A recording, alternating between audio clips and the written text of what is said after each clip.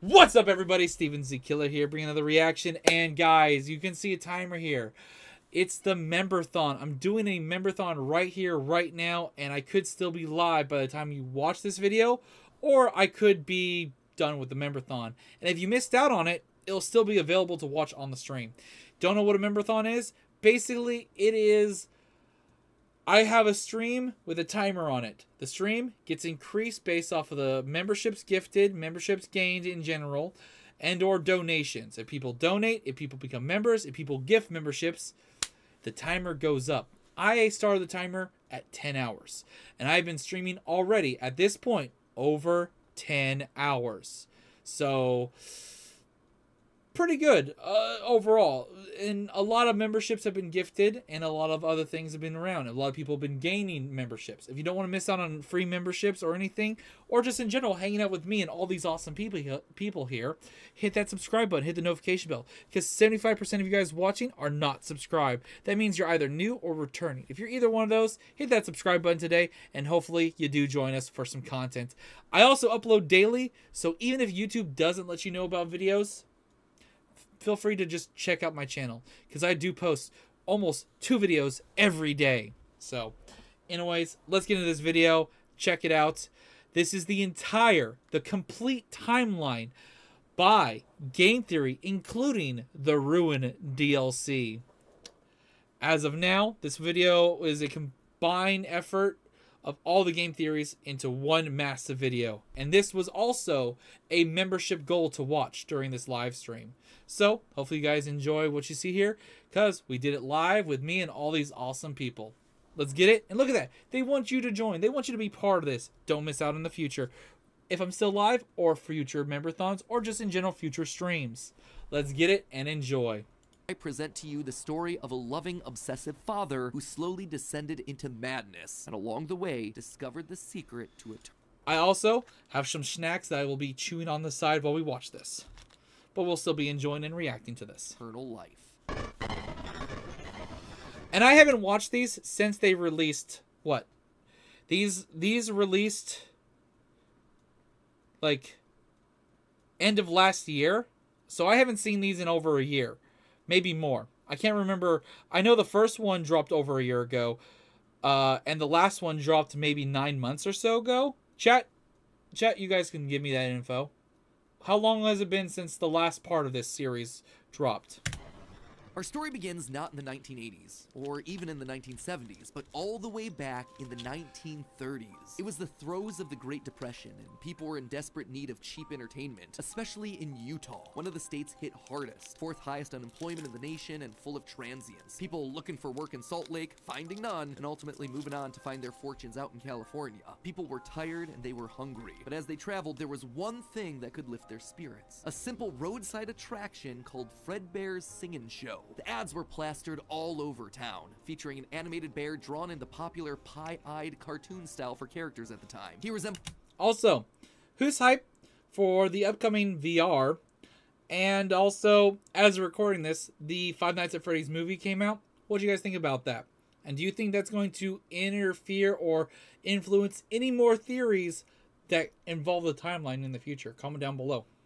Cartoons like Mickey Mouse, Felix the Cat, Betty Boop. It immediately said that this, Fredbear's, was a place where you could bring the family. And the price, honestly, couldn't be beat. For 50 cents, you could get food and entertainment as you watched the local trained real-life dancing bear perform on stage. Normally, you only got to see dancing bears at large traveling circuses like Barnum and Bailey, where the tickets would go for about $1. That's as high as I turn it up. That's $1 without food. But this was a smaller show, like the type from the Von Brothers or the Robbins Brothers, where tickets would sell for just a mere 50 cents. Watching that bear do tricks on stage brought a glimmer of joy at a time when so much was wrong with the world. The simple show would go on for years, bringing happiness to hundreds of travelers passing through looking for a quick meal. But it left a permanent impression on one little boy, capturing his imagination in a way that nothing else had. One little boy named Billy. That was his nickname at least, but his parents liked to call him William Afton. The bear could dance, could sing. For decades, William dreamed of recreating that moment of bringing a musical bear to life, but... that timing.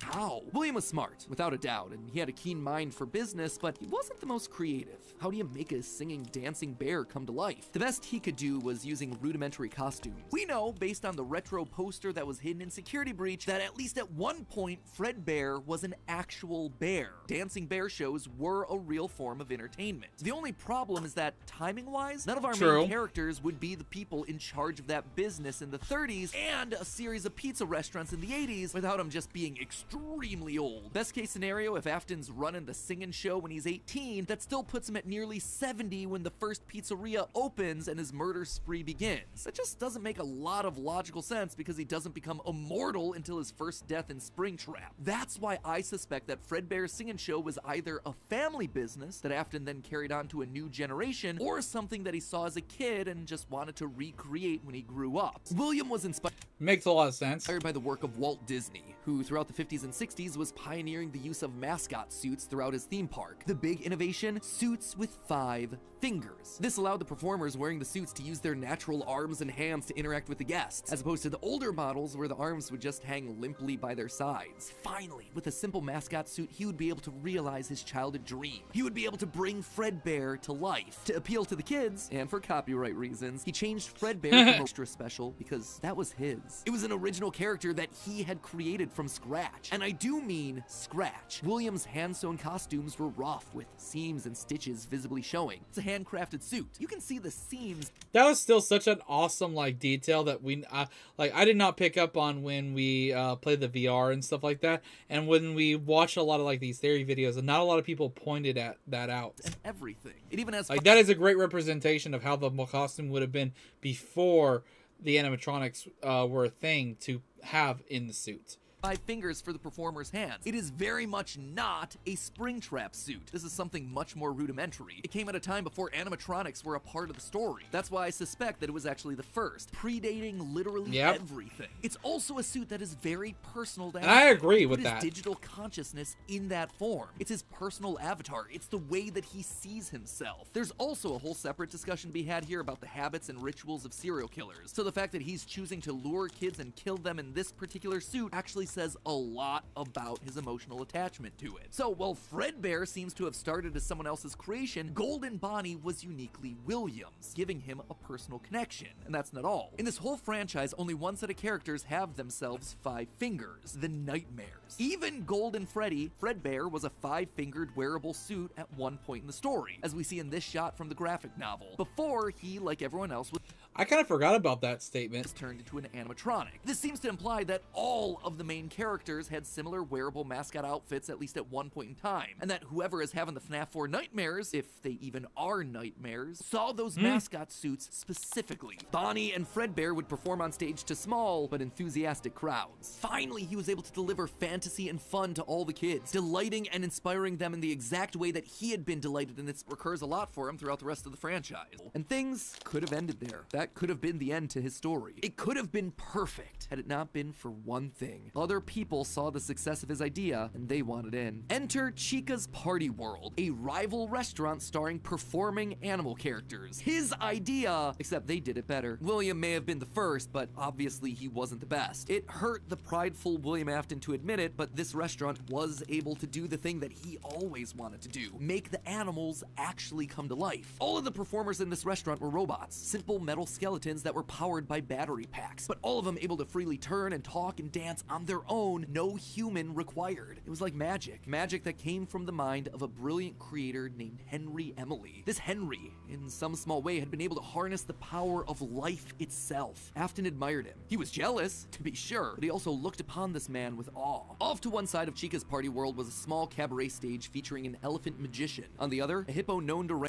I still gotta watch like breakdown videos and Easter egg videos on the FNAF movie, but I believe we did see Henry in the movie as a flashback when they watched the VHS stuff. Ramble on and on. That one was more of a joke for the parents, but it was the main stage that was for the kids. A rocking band of characters featuring a yellow chicken thing with a southern drawl named Chica, backed by a band of other country-themed characters, including a pig with a banjo, an upbeat frog from the local swimming hole, and a brown bear with a heavy southern accent. Wait, a bear? But bears were his animals. Why not a cow or a horse? Something to fit the country theme a bit better. Why did it have to be a bear? And adding insult to injury, they had the nerve to call this thing Ned Bear, a direct copy of his own Fredbear. Whoops, that's gonna leave a mark. I've suspected that the mediocre It would have been way worse if they tried just copying his Bonnie idea, because that was truly his.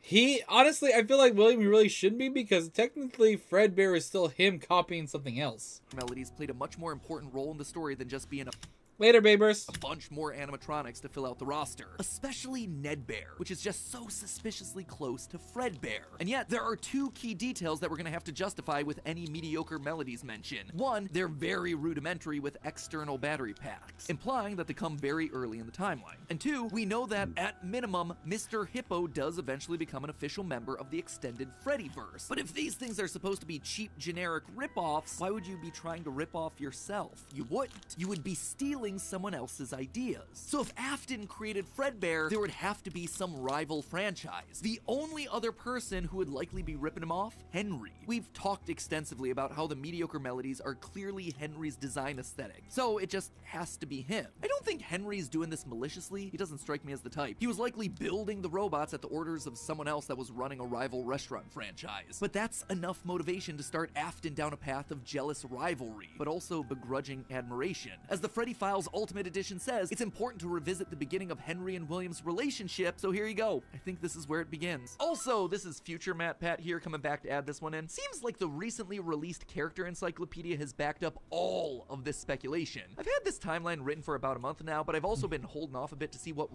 I remember this happening, yeah. wrenches this character encyclopedia might throw into it. And on this particular point, I gotta say, it seems like we might actually have nailed it. They actively call out the suspicious similarities to the main Fredbear crew. Quote from one of the pages: Ned Bear looks like an imitation, altered just enough to avoid copyright issues. I don't know about you, but that seems to imply that we were right on the money. Knowing all of this, at one point the franchises had to have merged. That's really the only way that you get Mr. Hippo from the rival franchise as part of the Fazbear crew. This also mirrors a lot of what happened in the real-life history of Chuck E. Cheese, with two rival restaurants, each with their own casts of characters, merging to become one unified brand. Again, we've gone into that in detail with other videos, just wanted to remind you all of that here. But why would I call out the rival restaurant as being named Chica's Party World? Few things, actually. First, we know for a fact that a location named Chica's Party World exists. It is mentioned in the source code teasing sister location, so it is out there somewhere and doesn't fit cleanly anywhere. Second, in the story of the Puppet Carver, Chica is very explicitly looped in with the book versions of Pig Patch and Ned Bear, implying that she started as a mediocre melody. Thirdly, her design just fits better with the theme of down-home country animals with southern accents playing the banjo and eating with bibs. And with her being the headliner of the show with her name on the restaurant, it would make sense then that when the restaurants merged, she was the one that was added to the main cast of characters while all the other mediocres faded away. It's also why when Freddy's closes after William's killing spree, she's the one to branch back mediocres. Also, I just realized something. She fits more with this because of the fact that she's also yellow. We have yellow, we have gold, somewhat more yellowish gold. She would fit in this situation. The one that was added to the main cast before they basically got recolored and made this one brown. The characters while all the other mediocres faded away. It's also why when Freddy's closes after William's killing spree, she's the one to branch back off into her old franchise and is therefore missing in sister location. A detail that's bothered me for years at this point. It might also explain why William decided to stuff his first dead kid into Chica. That one was Henry's creation, not his. Afton's jealous admiration turned to hardened bitterness. A bitterness that would only grow over the next couple of years as families continued to choose Chica's Party World mustard over yellow. Fredbear's. William just couldn't compete with the appeal of the robots. Eventually, his restaurant would go bankrupt, only to get bailed out by, of course, Henry Emily. Another insult, another humiliation that William wouldn't soon forget. 1979. Despite being bitter, Afton couldn't deny that what came next was a period of massive success and expansion. With the two franchises now merged into one, it was the best of both worlds. Afton's ideas with Henry's robotics robotic expertise. The two men decided to launch under a new name, Fredbear's Family Diner, a pizza chain that would eventually come to feature a mix of humans in performing suits as well as on-stage animatronics. They decided to stick with Fredbear as the headliner, considering the yellow bear was easily identifiable as a brand and because he was the original performing animal mascot. Afton appreciated that. This new restaurant would also see a mix of characters as the two franchises merged into one, with Pig Patch and Happy Frog performing right alongside Fredbear and Bonnie. And as part of this one big Fredbear family, they even got themselves official merch that were released, ranging from masks to magnets. The crappy Mr. Hippo fridge magnet? I am sorry, Gregory. That said, not all the characters were winners. The reception to some characters was just mediocre, so they faded away into the dumpster. Also, the elephant one was a weird choice. Storage units and retro budget tech stores of lost nostalgia, waiting for their chance to step back into the limelight if and when a headliner went out of commission. Others, though, would fare much better, like a new Pirate Fox, as well as a blue guitar-playing variant of the yellow Bonnie Bunny. Ultimately, the franchise would get so big, it would spawn its own cartoon show, Fredbear and Friends. Business was booming. In the end, Fredbear and Bonnie's popularity would be so strong that they would... Honestly, I didn't expect that little those little cartoon things that we had that were released being such an influence for more like lore and advertisement that they had back when Fredbear Diner was booming. That is such a cool little thing. Be able to support the Fredbear's Family Diner franchise all on their own, while also spinning off a new sister location dedicated to their friends. In 1983, Freddy Fazbear's Pizza launched, giving a dedicated home to all this new supporting cast of characters. Chica the Chicken, Bonnie the Blue Bunny, Foxy the Pirate, and of course the headliner, a brown Freddy Fazbear. Business was good, and Afton was happy, mostly. It did bother him that the one original character that he created, the one that he himself played, Golden Bonnie, got passed over for inclusion in that cartoon show. The only character in the roster of regulars to get ignored for the show, but other than that, things were going smoothly. He had himself a wife, 2 sons, a daughter, he had a thriving business, and best of all, he was able to learn the craft of robotics from the man that he both loved and hated, Henry. Together, they were constantly pushing the limits of what these characters could do. Because it was quick and easy, new characters introduced into the roster would be given a simple hand-sewn suit with 5 fingers that any performer could wear. Eventually, Henry would design one of his signature animatronics for that character, utilizing a divided mouth with either a hinged or sliding jaw design. This was the first generation of animatronics, but why stop? It is interesting to see Bonnie from FNAF 2 with his actual head piece on and with his eyeballs. It is cool to see that model with it not being as broken. Up there, Afton had big ideas. What if the animatronics weren't just locked to the stage, but could freely roam the restaurant and interact with the kids? What if his mascot suits could become animatronics? What if you could use more than just rigid metallic skeletons? Why not experiment with tubes and wires that would give the animatronics fluidity and flexibility while still providing structure? The possibilities for this technology were endless. Afton fell in love with robotics. He had started with a dream of bringing one simple singing bear to life, but with robots, he had stumbled across the tools that gave him the ability to control life itself. And thanks to Henry, he was practically speedrunning his way to an engineering degree. And while William wouldn't admit it out loud, one other thing that kept pushing him forward was the desire to beat his former rival, to prove himself smarter and more capable, I'm with stupid. to surpass the man who everyone else considered What a to petty be thing, a but awesome. visionary genius. Little But edit. pride cometh before the fall, and tragedy was about to strike. The Afton era. Business was booming with 2 whole restaurant franchises running, Fredbear's Family Diner and the newly opened Freddy Fazbear's Pizza. Together, William and Henry had been able to take the hybrid suit idea and make it into a reality. They called their new invention the Springlock suit, and fittingly enough, it was symbolic of the partnership between these two men. A human suit as designed by William that could become a freestanding Henry-style robot. But because it was still new tech with kinks to work out, the rollout was limited, restricted only to the Fredbear's Family Diner location. All of this meant that William was busier than ever. He didn't have time to be a full-time parent, so he designed a nanny cam system where... Oh, I will say, I am looking forward to that one animated series that goes really deep into the Fredbear Diner stuff.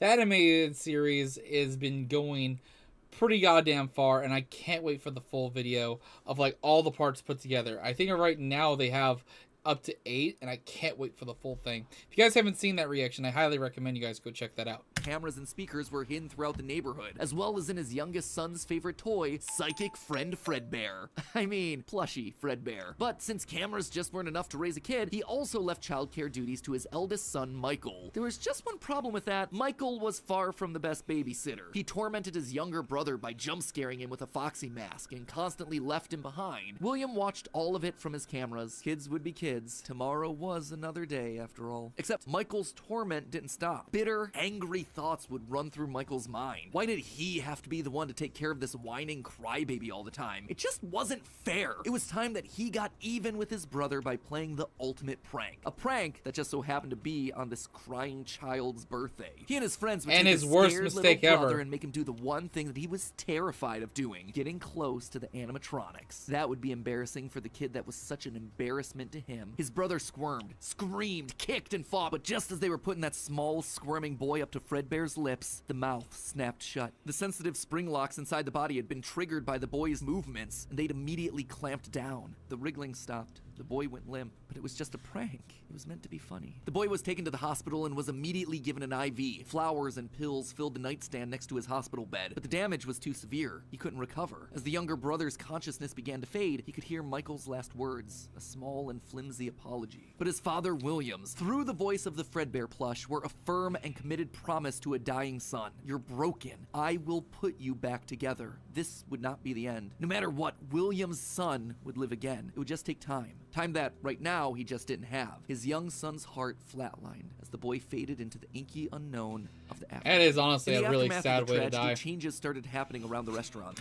Was that the bite of 87? Kids were now required to wear security wristbands to prevent anyone from getting outside without parental permission. Any kid who approached the exit without permission would have to answer to the security puppet, a marionette on strings that could fly around on rails across the restaurant to stop kids in their tracks. It was William's idea, inspired by Michael constantly leaving the... Also, this didn't dawn on me with the strings and everything and the moving around, watching this, watching the kids and stuff like that. This didn't dawn on me when I did my playthrough of Security Breach and of course the Ruin DLC. But Moondrop and Sundrop are basically the Marionette's replacement of what he did and was supposed to do during FNAF 2. But in the playground area, in the Ruin, and also the Security Breach playthrough, gameplay, whatnot, story. The restaurant without his brother. In the wake of Fredbear's spring lock failure, all the hybrid suits were getting retired, locked away at the nearby Freddy Fazbear location. It was yet another tough pill to swallow after all the hard work that he and Henry had put into them. William would eventually bury the boy's small body in a remote location out in the woods right alongside his drive into and out of work every day. The death of this little boy sent the... There was a VHS reacted to where you could see Charlie get killed by William outside the restaurant. It was made by Oh, that channel. I've watched a lot of those. I've seen a good bit of his stuff. I'll have to check that one out, Hayden. Post that in the Reaction Idea section. It has been a good bit since I've watched any VHS stuff that was FNAF related, so that might be one I do in the future with maybe some other ones. family spiral. You know me. I'm always looking for that kind of content that I enjoy. His wife, crippled with grief, was so distraught that all she could do was sit and watch TV. I don't think I've reacted to that one either. But his son Michael was far worse, complaining of seeing hallucinations of a golden bear standing outside of his window. The boy was so racked with guilt that he was convinced that he was being haunted by the ghost of his brother stuck inside the suit that took his life. The suit's three-toed feet digging into the wet earth. The words, "It's me," ringing through Michael's ears. Some nights, Michael would even go so far as to break out of his room to check the gravesite and ensure that his brother was still there. As for William himself, he disappeared into his work and his drinks. Junior's, the local bar, wasn't far from his son's gravesite. He found himself going there more and more frequently, spending longer and longer amounts of time there. The bar gave him a place to... Wait a second, I just realized something. Is that reference what made that one other FNAF fan game called Juniors? Which that is another one people have been asking me to play. I don't have it downloaded, but I've heard about it, and I've heard it's really good. think, to remember, to reflect and stew on how Henry had stolen his idea for an animal-themed restaurant. How they'd cut his character out of the cartoon when everyone else was there. How Henry had humiliated him by buying him out of bankruptcy. And now there was his son. Henry had taken his son from him. The robotic part was the part that failed after all. William ordered one more drink, but it was one too many. The bar turned him out and told him to go home. But William didn't go home. Drunk and angry, William raced back to the restaurant to give Henry a piece of his mind, only to find someone else waiting. Henry's daughter, Charlie, locked outside of the building, bullies laughing at her through the window. Fine, some other problem to fix. But then Afton got an idea. A beautifully awful idea. This was his chance to get back at the man that had humiliated him all those years ago. I don't know why, but that just made me think an awful, nasty idea. Just made me think of, the Grinch. Henry had killed his business, and now Henry's robotic suit had killed his son. It was time for William is the purple Grinch of this story. William to do some killing of his own. Let Henry feel what it's like to have something you love get ripped away. While parties continued inside the walls of the pizzeria, William attacked Charlie in the back alley. It felt good. He felt free. The years of resentment and bitterness trapped in his heart finally released in a moment of pure unapologetic evil. He would make Henry hurt like he hurts. And in that moment, William became a killer. He dropped Charlie. Who laughed? Wait, that sound... What? Why does that laugh sound familiar? Make Henry hurt like he hurts. Why does that sound like Vegeta's laugh from Team 4-Star? Is that just me? That sounds like him. Like early Saiyan Saga, Namek Saga Vegeta. Make Henry hurt like he hurts.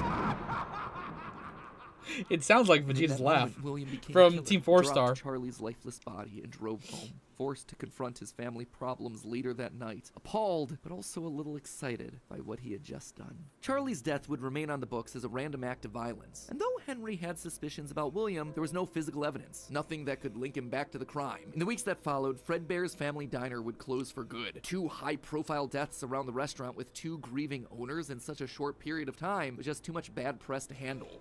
Charlie was Henry's daughter. Besides, Freddy Fazbear's was still open, and it was the newer restaurant anyway. All the equipment from the diner, including the old yellow suits and security puppet, would get retired to that location, and there they would sit for 2 uneventful years. The rest of 1983 and 1984 were spent quietly grieving. Freddy Fazbear's Pizza and the new cast of characters were a hit. Tragic memories of their yellow predecessors quickly faded. Afton kept a low... The craziest thing about this series of games is you can't even figure out all this stuff without playing the games a fuck ton of times, going through every aspect, going through coding, going through web pages that Scott leaks and all that stuff, going through books, going through so much to pick and find and make all these connections. Like, the story is good, the lore is interesting, but you gotta go through so much just to find all this, to piece together. And there's still things that later get changed. profile and buried himself in work and research, quickly reaching Henry's level of engineering. Basically, Afton killed his partner's daughter out of rage. Even surpassing him. And while Henry slowed down to grieve, Afton kept going. Rage also because he also just recently lost his beloved youngest son. Even starting his own company, Afton Robotics, for all those pet projects that were a little bit too experimental for the regular operations of the pizzeria. The first of these experimental projects was a secret workshop under his house, a veritable bunker, which allowed him to work while still monitoring his kids via hidden security cameras. 1983. A passcode that served as a constant reminder of why the cameras were so important, why he was down there in the first place. This was all to fulfill the promise that he had made to his son, right? I will put you back together. This was for him. All for him, right? But cameras weren't enough. He needed to solve the runaway Michael problem. He had to keep him in the house. He couldn't have another one of his kids wind up dead inside of an animatronic suit. So why not run a little experiment on Michael? You see, all this work with Henry had gotten Afton to start learning more about life, robots, the human mind, and what a fallible machine we as humans were. Our reality is so easy to manipulate with a few sensory deceptions. Deceptions like sound. Creepy With apple. just a few sounds, he had discovered that he could alter a person's vision. He could transform blank, smooth plastic robots into lumbering, twisted nightmares. Nightmares far scarier than he could create with actual materials. They would appear organic, rotting, putrid, terrifying. These would be his means of keeping his son Michael in the house where he belonged. Was it extreme? Maybe. But then again, this was the boy who had killed his son. He would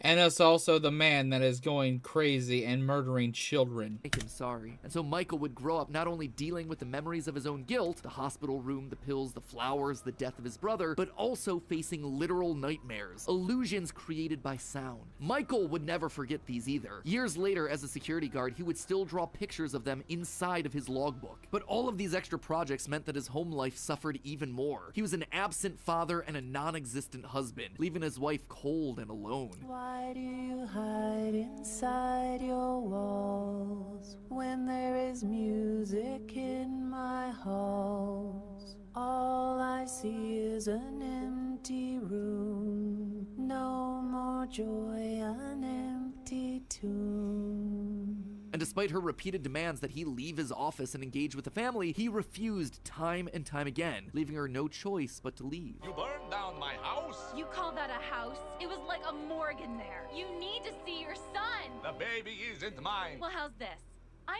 I wonder if we're actually ever truly going to see anything official when it comes to the wife of Afton. keeping the diamond ring. And through it all, there was one lingering feeling. William wasn't done. He had gotten a taste of what it felt like to be unleashed, what it felt like to be free. Charlie's murder had unlocked something in him, and he wanted more. June 26th, 1985. Putting on the golden Bonnie suit, he lured children one by one to the back room of the pizzeria when no one was looking. At first, he was cautious. He would lure them with promises of cake and cookies. He told them that their dog had died. He would ask for help with homework. Susie was the first. You never truly forget your first. I was the first. I have seen everything. But where to hide the bodies? He couldn't R.I.P. Susie in Chica's outfit. sneak out. Someone would see him. He had to hide them in a place where they'd never be found and where they'd never leave the building. They had to be stuffed inside of the suits. No one maintained those things anyway except for him. And so Susie would go into Chica. Fritz, Jeremy, and Gabriel would come next. But it was easy. It was too easy. And with each little life he snuffed out, his lies got bigger. Their house was burning. They're just being kidnapped. Until the last one where all pretense was off. He let himself get violent. Too violent. I'll just wait for him after school, throw a bag over his head, hit him with a shovel, and drag him into the back of my car. The body of Cassidy was far more I don't remember that. Goddamn. more bloody and broken than any of the others. He'd let himself go too far. That one he shouldn't have killed. With no more active animatronics left, he shoved the body into the one suit that remained backstage. The long-forgotten yellow Fredbear, now broken and discolored with age. Broken, like Cassidy was broken, like his son was broken. Newspapers reported on this disappearance, naming the whole thing the missing children's incident. Police would even charge William with the crimes after finding security footage of the golden mascot suit luring kids to the back. But they couldn't convict him. They had no bodies, and his face had been hidden behind the mascot suit the entire time. What they had was circumstantial at best, and so he walked away a free man. But Henry knew the truth. In these murders, he saw his daughter Charlie all over again. So he threw Afton out of the company and shuttered the doors to the old pizzeria. Henry would keep the franchise quiet for 2 years. This would not happen again. This could not happen again. How could he protect the kids? Finally, he developed a solution. He would implement an even more extreme security system in the form of new animatronics. Toy animatronics, inspired by the toys that they had been selling years ago. But these guys, these were special. They were a new breed of robot with facial recognition abilities. But most importantly, they're all tied into some kind of criminal database so they can detect a predator a mile away. All the original animatronics, now withered with age, were moved to the new location. With a plan in place, it was time to try once more. The year was 1987, and the new and improved Freddy Fazbear's Pizza was making headlines in local newspapers. Headlines that just so happened to catch the attention of William Afton. Freddy's was back, and without him? That was his idea. His character. Henry was, yet again, trying to cut him out of the picture. No. As long as these restaurants stayed open, William would always come back. Then he noticed the He always comes back. phone number to apply at the bottom of the article. $100 a week to apply call. Afton would go back, not as an owner. Well, you gotta remember, yeah, there's not that many people watching right now because, one, it's super late for most people now, or super early, just depending on where you live.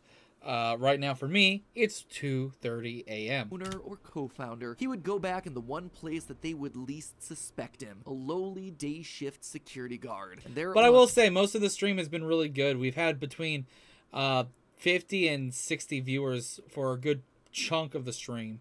Buried in the back of parts and services, mixed in with the old withered animatronics, was the Golden Rabbit. With the yellow security badge still on his chest, he used his crank to pull open the spring locks. It was time for Bonnie to give an on 5 more kids. He didn't know what felt better, getting back into the suit after 2 long years of waiting, or knowing how devastating this would be to Henry the next morning. He didn't even try to hide his crime this time, just meant more blood on Henry's hands. He'd failed to protect the kids again. The restaurant had only been open for a few weeks, but William was sure that this would get it to close. Good, if he couldn't have Freddy's, no one would. Whenever a new pizzeria opened, he would be there. But as he sat in his bunker, something else started to linger in William's mind. He had seen something strange. The old withered animatronics, they had been wandering around the building, spurred on by the puppet. It was almost like those old robots were trying to save the kids. Save them? They couldn't, obviously, but still, how were they moving? It was almost like they had been given life somehow. Did he have something Agony to do and with that? remnant. The following day, the news would report a security guard getting bitten by one of the animatronics during the day shift. Was that bite meant for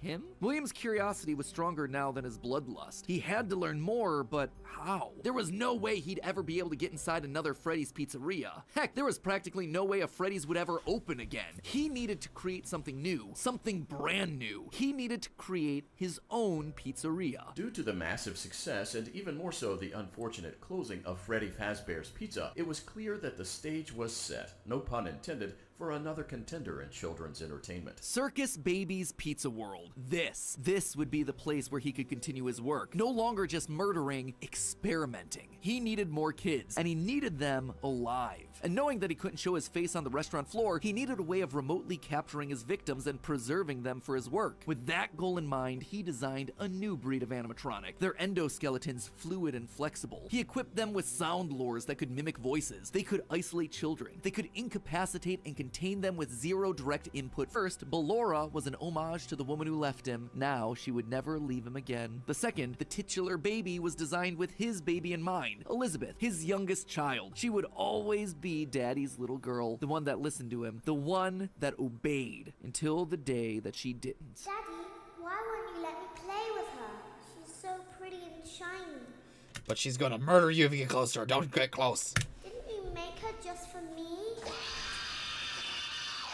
The day before See? She should have listened. She got murdered. Circus Baby's Pizza World opened, she disobeyed. She didn't listen. Left alone with Baby, she got too close. The animatronic ripped in half and swallowed her whole. A scared and confused child fading into eternal darkness. By the time Afton found her, it was too late. She was gone. He immediately canceled the launch of Circus Babies under the guise of a gas leak. But wait, as he sat there at the foot of the stage, he noticed that something was different. The eye color of the robot had changed. Baby had been built with blue eyes, but now they were emerald green, the same color as Elizabeth's. Was she in there? Could this all be connected to the free-moving animatronics that he had seen at Freddy's? He had to know more. His mourning turned to excitement. He had to return to where it all started. Yeah, he basically accidentally killed his own daughter. Pathetic. This place was pathetic. Henry had clearly tried to reopen one final time with those old original animatronics from so long ago, but William's damage to the brand had been permanent. These things stank of death. They hadn't been washed in decades. But even if they had, nothing could wash away the stink of murder that haunted these halls. One night, then another, then another. William repeatedly snuck into the old broken restaurant to lure the living animatronics to him, one by one dismantling them, robbing them of their endoskeletons. The metal had to be the secret. It had to contain the remnants of life itself. But he had to know for sure. Leaping out of a room that was invisible to the animatronics pro his own creations? He had to try. He picked up a syringe and filled it with the molten metal and injected the goo into Funtime Freddy's twisted, wiry endoskeleton. And suddenly the coils came to life. Like snakes writhing in a pile, what had once been cold, lifeless metal moved and jolted on its own. He'd done it! He had unlocked the secret to life itself. Except something was clearly wrong. The movements were erratic. They were violent, angry. Baby didn't act this way. She had been calm, collected. This was clearly something else. Something mindless and frantic. Perhaps by mixing the souls and then portioning them out, he had created incomplete beasts. He would need to keep testing to truly understand it. He needed more of this remnant. As he searched the old pizzeria one more time for any remaining scraps of metal, the ghosts attacked. His past victims come to collect you their fucked due, up. all led by Cassidy. The 5 lined up and blocked the door.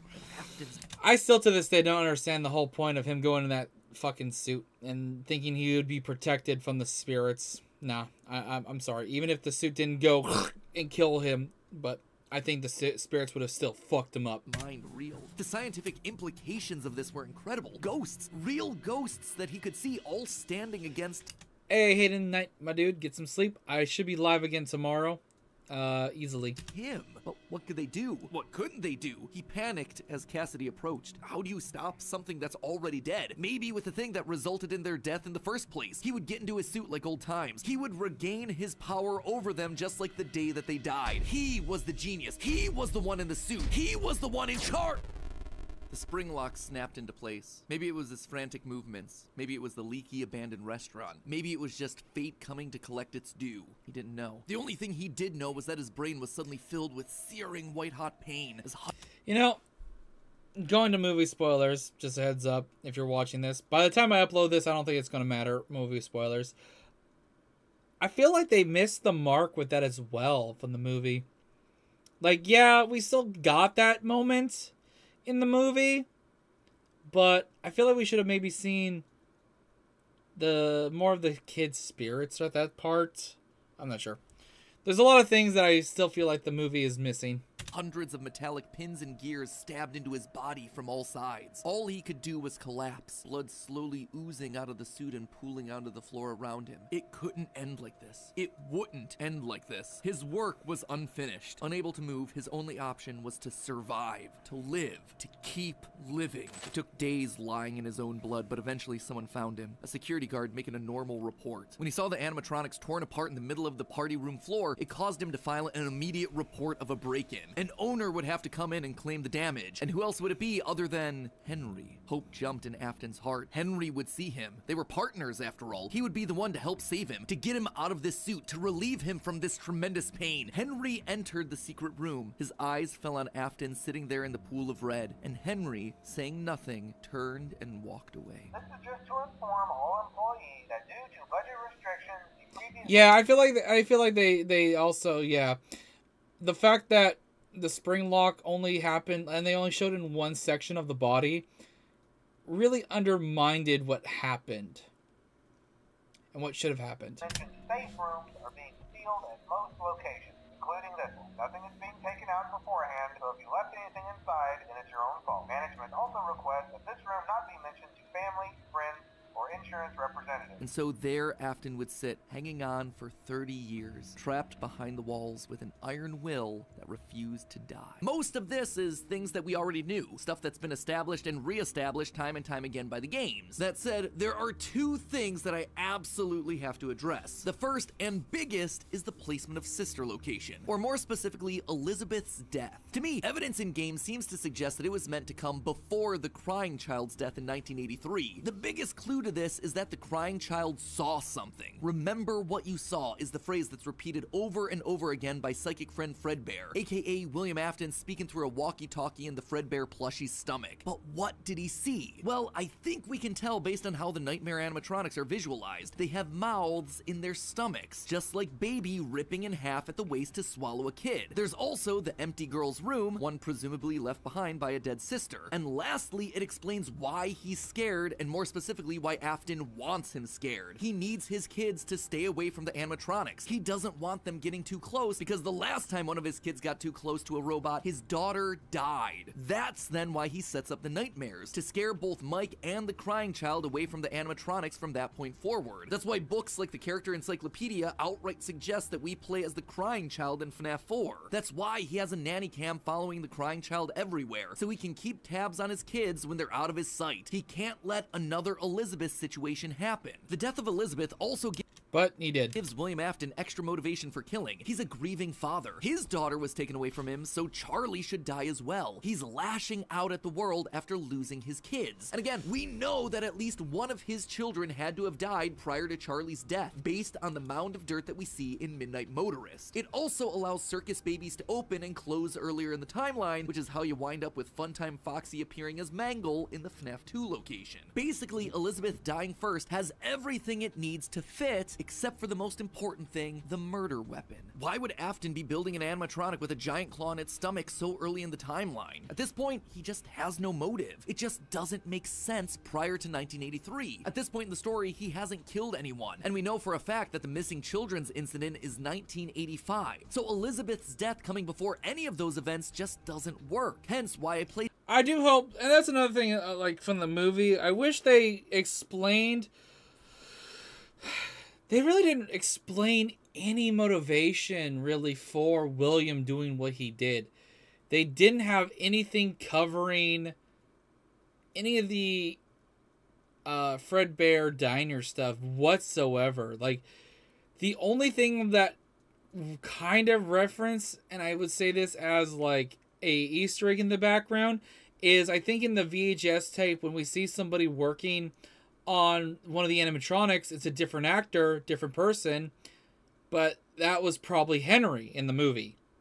But it's not outright said or anything. The movie, I really feel like the movie should have had a section where they explained like his motivation for the murdering of these children and everything. And they really just, for any viewers of watching the movie who aren't like into the lore and aren't into like the FNAF stuff, which is probably why the movie, when it comes to like the critic ratings, is so poor. Placed it where I did in the narrative timeline. Afton's death here is also a bit tricky. We know that he returned to the FNAF 1 location. Like some of this stuff I would have loved if we had like some representation of the movie. And hopefully maybe in the future we can get a full-on rated R Fredbear's Diner movie. Imagine that. I can understand why they made Friday Nights at Freddy's not rated R, but imagine if we were actually able to see the 5+ children murders that involve William Afton becoming what he was in Five Nights at Freddy's. To break down the original animatronics in order to harvest their remnant. We know that he melts down 5 things to become one thing. Candy Cadet makes that very clear. So the 5 things are the 5 endoskeletons from the various animatronics. That would be totally fine if it weren't for one huge problem. On his 5th visit to the pizzeria, Afton gets spring-locked. So either the 5 becoming 1 starts in 1993, but then finishes 30 years later when he re-emerges from the wall to add the last endoskeleton to his pile, or he's had himself some reason to return to the original location after harvesting all the stuff that he can. It's not ideal, but it's the one angle that makes the most sense. William still wasn't back. Weird. Michael knew his father sometimes traveled for work, disappearing for days on end, but usually there was some sort of notice, a phone call, a post-it, something. It's not like Michael and his father were close, far from it, but as a household of 2 suffering men coping with years of tragedy and loss, there was at least an element of a Fredbear's Diner that literally is more on the murdering spree of William Afton and the reasoning for it would be really well needed, and honestly it would help the first movie. And honestly, they can do stuff out of order easily because it would make more sense, because I just feel like that first movie is missing too much. I still feel like there should have been, at least from the movie itself, not even adding to the backstory of William Afton, the movie itself needed like another 40 minutes, I feel like, to make it a 2.5-hour movie, just to explain and tighten the story and of course the flow of the movie. They were united by a name and a shared pain. This time, though, things felt different. William had left nothing. His absence was longer. There were no check-ins, no updates, just silence. Something had happened. If there was one thing Michael knew about his father, it was that he had contingencies, safety checks, backup plans. His father was a careful and guarded man. He held his cards close to his chest, and as such, William had prepared him in the event that something like this ever happened. Normally, his father kept his home office locked, but in the event of an unexpected, prolonged absence, Michael had been instructed to enter his father's office and look behind an empty set of shelves mounted in the corner of the room. Rolling his eyes, Michael entered the office. Never fully understood how William was able to spend so many hours of his days locked up in here. There was True. Wanted to will give us more good lore. Was empty. He dragged himself Help over to the Wanted shelf 2? in the corner, expecting to find an emergency contact. Because Help Wanted 1 had so much added lore. When that came out, that was a big bucket of just constant lore, especially for upcoming stuff. Family safety deposit box. But what he actually found there was completely unexpected. Father, it's me, Michael. I did it. I found it. It was right where you said it would be. The shelf swung open and revealed a giant industrial elevator, one that led straight down into an underground bunker. But that was impossible. Hidden inside his childhood home was a secret entrance to an enormous underground science lair? It didn't make any sense. Seriously, it didn't make any sense. And yet, here it was, mapped directly underneath the floor plan of the house that he'd grown up. There's quite a few things that probably you put together. It may make sense, but it doesn't make sense.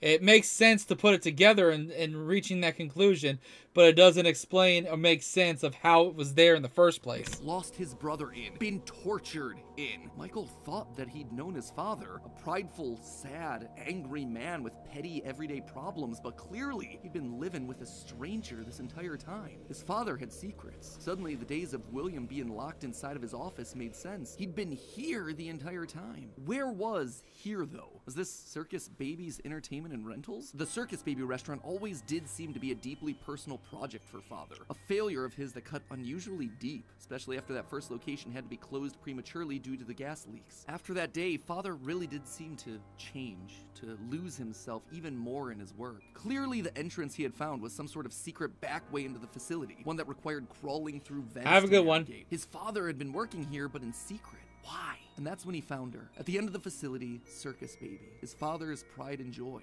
Except something was different about her. She wasn't like the others. The way she talked, the stories she told. This wasn't just a robot. She was alive somehow. And not only was she alive, she also felt familiar. There is something bad inside of me. I'm broken. I can't be fixed. Will you help me? Was this his sister? William's baby girl? But how? Why? What was this place? He dug around some old files and found blueprints outlining the features of these animatronics. Storage containers, voice mimicking, parental tracking. And was that a child in Freddy's stomach? Was his father collecting and experimenting on kids? Were all the rumors that he'd heard throughout his past actually true? That the animatronics came to life at night? That there were murders done in all the pizzerias? That his father had somehow been the prime suspect in all of it? Suddenly, Michael's mind flashed back to his persistent nightmares throughout his childhood. Had he been experimented on too? Tears stung in his eyes as anger, fear, and confusion filled his body. His father's secrets were pouring out. William wasn't just a lame, overworked father. He was a monster, toying with life itself. Suddenly, everything clicked. He frantically looked around the room, blinking human heads on poles staring back at him. Green eyes, his sister. Blue eyes, his brother. Closed eyes, his mom. All just staring, expectantly. These were meant to be human. William was working down here trying to make believe. Those little fuckers were creepy as fuck. Humans, literally rebuilding the family that they had both lost. The small little girl robots with their British accents roaming the hallways of this underground facility suddenly took on a whole new context. Hello in there. Is this the same person? Were those meant to be his sister? A replacement for her? A clone? Was William building clones of his sister? They seemed to know him, after all, to react to his presence. They were all there. They didn't recognize me at first, but then they thought I was you. He always did have a bit of a resemblance to his father. Michael's mind reeled as the reality of his world crumbled to dust. No, he had to get them out of there. If this really was his sister, heck, if any of these things were human, souls, whatever remnant of the humans that they once were, they need... Yes, Baby was his sister's soul, but she didn't have full like memory of everything, and she was Afton's obedient daughter and was always trying to abide and make Daddy happy, basically. Needed to be rescued. They always put us back inside. There's nowhere for us to hide here. Led by the voice of Circus Baby, he marched through the now empty halls of the Funtime Auditorium. He would lead them. He would protect them. And finally, he would be able to forgive himself for the killing of his brother so many years. And then he fucking got scooped. We're in the scooping room now. The scooper only hurts for a moment. Scooper? That violent extraction arm? Michael had seen that one in the pile of blueprints. Something about heat rendering the magical silver metal inside useless. In reality, prior to getting himself spring-locked and put behind the wall, William's methods had become increasingly sophisticated. With a mechanized arm that could infuse new bodies with the soul, William could finally give and take away life. The only thing he needed were the bodies. But William wasn't the only one looking for bodies, as Michael was about to learn. But if we looked like you, then we could hide. If we looked like you, Then we would have somewhere to go. Michael was going to be the hero to help these animatronics, all right. Yeah, He Baby gonna was help never the against haunted Michael. tubes and Not wires Michael. of No, it was these never animatronics against escape, William just not Afton, in the way though. that he That's why she, yeah. His That's sister why had she lied helped to him in another FNAF game of 6. pretend. The scooper When plowed he was forward, Scraptrap, yep. digging its extraction arm into his body. As he heard his bones ripping through his flesh, Michael blacked out. But something is wrong with me. I should be dead, but I'm not. You a bitch, Chicken. For the next several months, Michael's life was not his own. He was forced to comply with the tangle of wires and spirits that lived inside of him. His body felt like an overfilled balloon begging to burst as day by day, week by week, his flesh began to sag and discolor. He was a walking, talking, rotting corpse, alive, but wishing he wasn't. He was a puppet, a walking shell. And while he did his best to conceal his fate, there was only so much a man filled with robot spaghetti could do. The entity in his innards would eventually leave, but by that point the damage had been done. His decaying flesh stank, turning him into a literal purple guy. But still, even with no bones, even with rotting purple flesh and begging to die, Michael continued to live. That silvery metal remnant injected by the scooper meant that he couldn't die. His anger also refused to die. What he had seen down there in his sister's location had rocked him to his core. His father had killed and captured dozens. His experiments had killed his sister and then tortured him throughout all his childhood. He was actively trying to build human replicants. He didn't know where his father was, but Michael knew that he was out there somewhere. I've been living in shadows. There is only one thing left for me to do now. I'm going to... Man, think about it. Fucking Scott really slapped the fucking info to your face. Sister location, Michael's sister's location. Come find you. Michael had to correct for the sins of his father. He had to make things right. Michael would burn Fazbear Entertainment to the ground. I mean, what else could you do when your skin was permanently purple? Michael's strategy was simple. He would apply for night security guard positions at the old defunct pizzeria locations. That way, no one ever had to see him or smell him during his shift. And all these old, shuttered locations did need guards. Teenage vandals and squatters were always looking to get inside these abandoned buildings, and yet no one ever really wanted to work an overnight graveyard shift unless they were practically out of options. Enter Mike. One by one, he would take on the job of security guard, changing his name each time to ensure that no one was able to follow his paper trail. Once inside, he could tamper with the animatronics and figure out how they worked, writing about his experiences in his security logbook. While there, he would listen to the old tapes where upper management awkwardly welcomed new recruits. You're not wrong with that. That assuming why innards kicked Baby out. That's pretty much what it was. Baby didn't want to hurt her dad, and he wanted to murder his dad, her dad. Their summer jobs, even though he was working there nowhere near the summer months. He heard the gory details of his father's franchise from the outsiders looking in, confused and afraid about what was happening in the walls around them. Sometimes he would see his brother in the form of the Golden Freddy suit. It's me appearing on the walls around him. Except now, there was something else there. He was no longer alone. Another angrier presence was also in the suit. Cassidy. The two spirits were forced to share the same body. And Golden Freddy would attack him now. It was aggressive. Its vengeance wanted to lash out at anyone with the Afton name, anyone who wore a security guard outfit. Over time, Mike worked his way through the old restaurants, the original pizzeria, the bigger, better Freddy Fazbear's. He spent weeks there looking for clues as to his father's whereabouts, and each time at the end of his week shift, he would then set the location on fire. Remnant can't survive high temperatures after all. So burning away whatever spirit-laden animatronics that still existed inside seemed like a winning strategy. All this revisiting of his past, though, was causing the nightmares to begin again. Hallucinations that brought him back to his childhood. The guilt around killing his brother. His dreams were oddly mixed with the shrill phone calls of the security guards. But it would all be worth it in the end. The goal was to eventually stumble across the one location, the one job that would finally reunite him with his father. Little did Mike know that that day would come sooner than he expected. 2023, an advertisement came across Mike's TV. Fazbear Frights, a new horror attraction inspired by the awful crimes. FNAF 3 takes place in 2023? What the fuck? I didn't know that. That occurred around Freddy Fazbear's Or I don't remember. Pizza so many years ago. It made Mike sick. People looking to make a quick buck off the tread. So Fazbear Frights was this year. The mother. And hey, look at that. We're about to hit 8 hours. Let's go. off his own family. This wasn't a joke or entertainment. Regardless, he had to be a part of it. If this team was combing through his family's history, they might stumble across something that could be useful. And if his father was truly still alive as he suspected, there would be no way that he wouldn't show up here. Maybe finally, this could be the final chapter in his family's marathon of tragedy. Mike applied for the job and was immediately handed the keys. Years of doing this had taught him that security guards rarely receive thorough security checks. They also liked how creepy Mike looked. They thought it was a costume, on theme for the job. What little they knew. Appreciate you being a new subscriber. For another night. I promise it'll be a lot more interesting this time. For weeks, there was nothing. But just as Mike considered giving up, he received the call that he'd been waiting for years. You're not gonna believe this. We found one. A real one. Could this finally be him? Sure enough, there he was. William inside his iconic golden Bonnie Springlock suit, only now it was green and decaying with age. And there they were, a small family of broken men finally reunited. It's been a long time, Dad.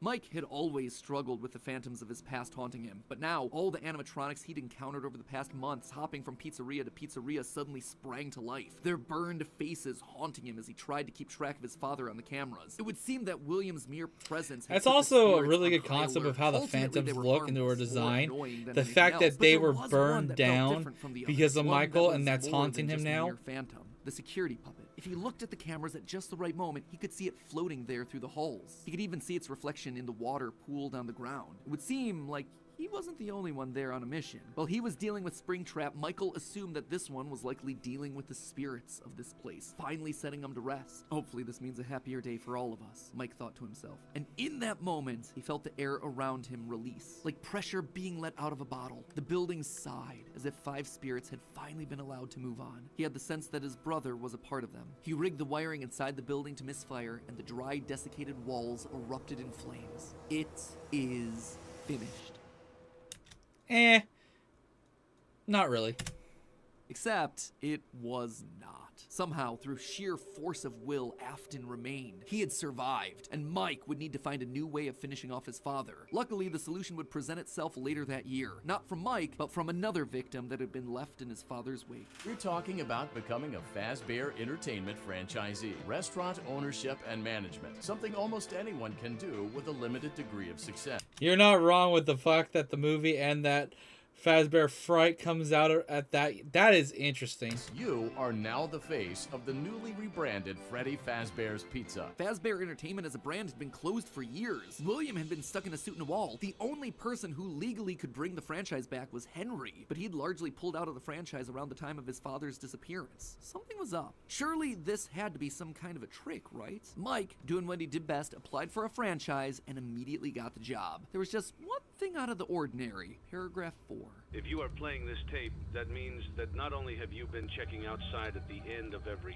shift, as you were instructed to do, but also that you have found something that meets the criteria of your special obligations under paragraph 4. No employment contract he'd ever signed required him to keep special lookout for independently moving animatronics outside the restaurant. Now he knew something was up here. Henry was luring them all back. Rather than trying to go to them, like Mike had done for years, Henry was doing the opposite. He was putting them all under the same roof. He was finishing them off for good. Mike knew this wasn't meant to be a restaurant. It was meant to be a prison, a containment vessel, a locked box meant to trap them all in so they could finally end the madness. It took a few nights, but eventually everyone was there. His father, the puppet, the robot Spaghetti that had once violated his body, and his sister, now hopelessly devoted to serve the man that had once gotten her killed. Putting it that way sounds so more wrong than it. But while he oh my locked god. everything down, he didn't move on. If this was truly meant to be the end, if the It's still remnant fucked needed up, to but be it washed sounds away, even more he fucked needed up. to be a part of that. This is where your story ends. And to you, my brave volunteer, who somehow found this job listing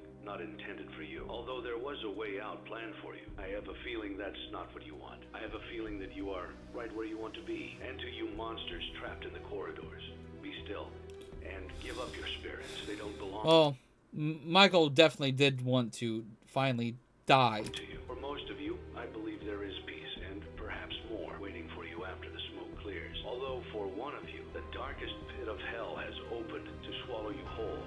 So Don't keep the devil waiting, old friend. And with that, it was over. The Afton legacy died with all of them trapped inside of a literal box. As the flames danced around the office, Mike, for the first time in decades, was happy. But William wasn't gone yet. Although the darkest pit of hell was open and waiting for him, something or someone wouldn't allow him to move on. Instead, he found himself locked in moments from his past. The pizzeria, his son's room, his underground bunker. It was as if his brain's neurons were all Yeah, firing saying at once, violated his overloaded, body, mixing and then matching just all his biggest fears, another regrets, term. failures. Violated is like the the darkest term you could use. Silence. Then they started coming. Without warning, animatronics, both new and old, began to jump out at him, bite him, rip him limb from limb. The pain was immeasurable. Make it stop. Make it stop. William, for the first time, longed for death, an end to this torture. Just Ultimate as it felt custom like he night. couldn't take it anymore, everything was quiet again. It was as if the world had been reset. There was a brief moment of quiet, and then the onslaught began again. Dozens of faces from his past, all focused on him. A waking nightmare that he couldn't escape from. More pain, more ripping. It was his own personal hell, but why? Why couldn't he just die? And then he saw them, a group of characters he never thought he'd see again. Those janky, stolen characters that had started everything. The mediocre melodies. It had all started to go wrong once they showed up, once Henry had made them. But mixed in with their obnoxious southern drawls, William heard something else. It was barely a whisper, but he could just make out the words. He tried to release you. He tried to release us. But I'm not gonna let that happen. I will hold you here. I will keep you here. No matter how many times they burn us. That voice. He knew that voice, but from where? Greetings from the fire, and from the one you should not have killed. The Cassidy. one he shouldn't have killed. William thought back. He'd done a lot of awful things, but there was always the one that stood out. Not Charlie, his drunken act of revenge. Not Susie, his first true murder, no. Instead, it was the one that he had lost control with. The one that he had broken beyond repair for no good reason other than because he could. The one that he'd stuffed inside the golden bear that his partner used to wear. Cassidy. They were back, and now they were trying to punish him, to make him suffer like he'd made them suffer. It was almost like William and Cassidy's souls had been locked together, fused by a collective rage and spite, each refusing to move on. But while Cassidy was so focused on taking revenge, they actually did the one thing that would be the downfall for so many others. They kept William alive. Even though fire should have destroyed the remnant that was coursing through his being, Cassidy It's still kept pretty William dark how, rooted, like, paving the way malicious for this little fucking William's will was girl so was dark. after she His soul died. so Like, powerful she that became he managed really to put part of malicious. himself inside the circuitry that housed the spring-locked suit. And there, his consciousness lay, inside a single circuit board, waiting for someone to find him and set him free. A person that no one would suspect. You might have noticed that I was vague on the dates, and there's no Golden reason Freddy for win. that. I don't know him. There is no good way for me to make him fit in. Here's what I do know. We know with a high amount of certainty that Michael Afton is the character that we play as up until Ultimate Custom Night. Mike Schmidt and Fritz Smith, the security guards for FNAF 1 and FNAF 2 respectively, get fired for, quote, tampering with the animatronics and odor. So weird connection between the two of them, right? But now, look at the phantom animatronics that are haunting us in FNAF 3. They use models from both FNAF 1 and FNAF 2, meaning whoever is sitting in that security guard chair, Fazbear Frights, they have to have seen both locations and their animatronics. And that's not all. Their designs are burnt. It's a weird detail in the game, and it's something that the character encyclopedia repeatedly calls attention to. The burned texture for these phantom animatronics. Why I never even noticed that when it came to the Fazbear phantoms. Frights is the first time in the franchise that we hear about anything burning down. From that point on in the story, it's like the characters turn pyro and are suddenly setting fires left and right. But for the first 3 games, nothing ever catches fire. The animatronics are just moved or repurposed in some way. So when did they burn? And why would our security guards see them as being burned? Someone has to have been going location to location, setting these places on fire, purging the sins of the past. We know we're definitely playing as Mike and sister location in FNAF 6 based on the in-game dialogue. And in Very FNAF 4, true. there's an Easter egg where we can hear the phone call from Night 1 of FNAF 1, meaning that whoever's in that bedroom has heard He the burned recording Balloon as a Boy security just to guard. burn We him. also know No that Mike one is likes the Nightmare Balloon Boy. animatronics based on the Very drawings true. in the security logbook. So overall, there is solid evidence that connects all of FNAFs 1 through 6. You'll Also notice how the character encyclopedia doesn't have a page for Mike Afton. This thing has a page for Chocolate Bunny Bonnie, but not Michael. Some tells me they don't want us to confirm how many games he's been in, because that would confirm too much of the theory. In short, this gives us an incredibly compelling and complete narrative. Mike as our protagonist, and William, his father, as our antagonist. Mike accidentally kills his brother in Fredbear's mouth, which begins our story and sets William down his pathway of destruction. Mike is then haunted by the guilt of his past and is looking to make things right across the rest of the games. In Sister Location, he learns what his father's been up to and realizes what he has to do to correct it. After failing to finish the job in FNAF 3, he ultimately helps Henry end it all in FNAF 6. It is great. It is a clean narrative. There is just one problem: timing. Mike's quest can't really start until he's been down to Sister Location, seen Baby, and gotten himself scooped. That's when he finds out about Afton's secret life. It's also when he's gonna start to smell, because, you know, he's a walking, talking, rotting corpse. And we know that he's not going down into the bunker until the Funtime animatronics have been made, Freddy's has been closed, and Afton is out of the picture. That all should be happening post-1993, after William is sealed behind a wall. But that then presents us with a few problems. Afton has already dismantled the original animatronics as we see in the FNAF 3 minigames. How are those things getting burned if they're already deconstructed? But more importantly, we see FNAF 2 paychecks with the date 1987. That is way earlier than I think it can be. To be fair, Fritz Gotta Smith's say, payslip the on lore Night of 7 doesn't have FNAF a date, is but it's probably a the bit weird best to say known that the first few in nights the are lore in the world. 1987, then employee number 3 is It's hired definitely a on lot years of after a lot the of people restaurant study it and try to dissect every Fazbear aspect of it. Entertainment was It's dead. interesting. There's no need for you to return to work next week, as Fazbear. All of them collateral damage to the man in the bunny suit. Everyone the company had ever touched was dead and gone. Well, all except one. Pay your child support, you deadbeats! I'm keeping the diamond ring. I also set the house on fire! Clara Afton. She'd been there in the early days, back when things with William were good. They'd had the perfect home, a thriving business, the ideal family. But shortly after their youngest son died, things started to change. William had become distant, lost in his work, obsessive. She had watched him change from this irritatingly brilliant man that she had fallen in love with to a drunken monster struggling to hold himself together. And despite her trying to reach out to him in those desperate days, he was just too far gone.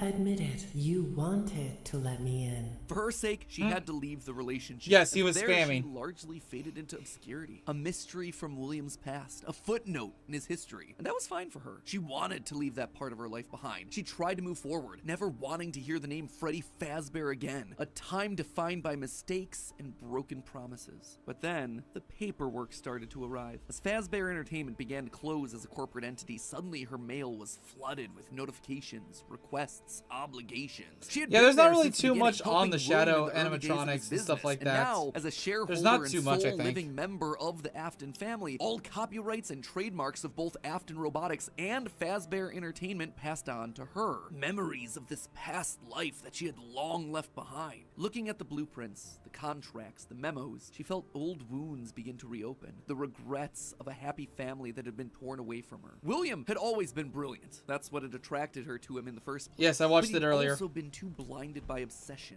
and pride. I literally just too watched that jealous, not too long petty, ago. Too unable to actually see In this a stream. bigger picture. But now, holding the paperwork that contained decades of heartbreak and trauma, she realized it was her turn. She was holding the power. This was her chance. And one thought resonated in her head. I will put them back together. I will put them This was a all really cool back part together. of his theory that I She would loved. be the one to rebuild this family. To rebuild the pieces of that shattered life. To reclaim the kids that Fazbear had stolen from her. But how? Looking at William's work now laid out before her, she knew that he had been onto something. Collecting Remnant, robotic humanoids, digital conscience transference. The pieces were all in place. They were just scattered, fragmented. It was almost like there were Yeah, but they were still part of the ideas going in story, too the many different shadows. directions. It was such Even if an they were only in important FNAF idea 2. that she reiterated that point Just- to just- herself. just There nothing were too connecting many or making ideas sure. going in too many different directions. That said, there had to be a way to save it all. She just needed to put it all back together. But how? To rebuild her family, she would first need to rebuild the franchise. Yes, this that all had happened because of stolen a them bear away on a from her. ball. With ownership over the characters, their licenses, the technology patents, and the Fazbear name, she converted the corporation back to an LLC, a structure for smaller businesses that are usually family-owned.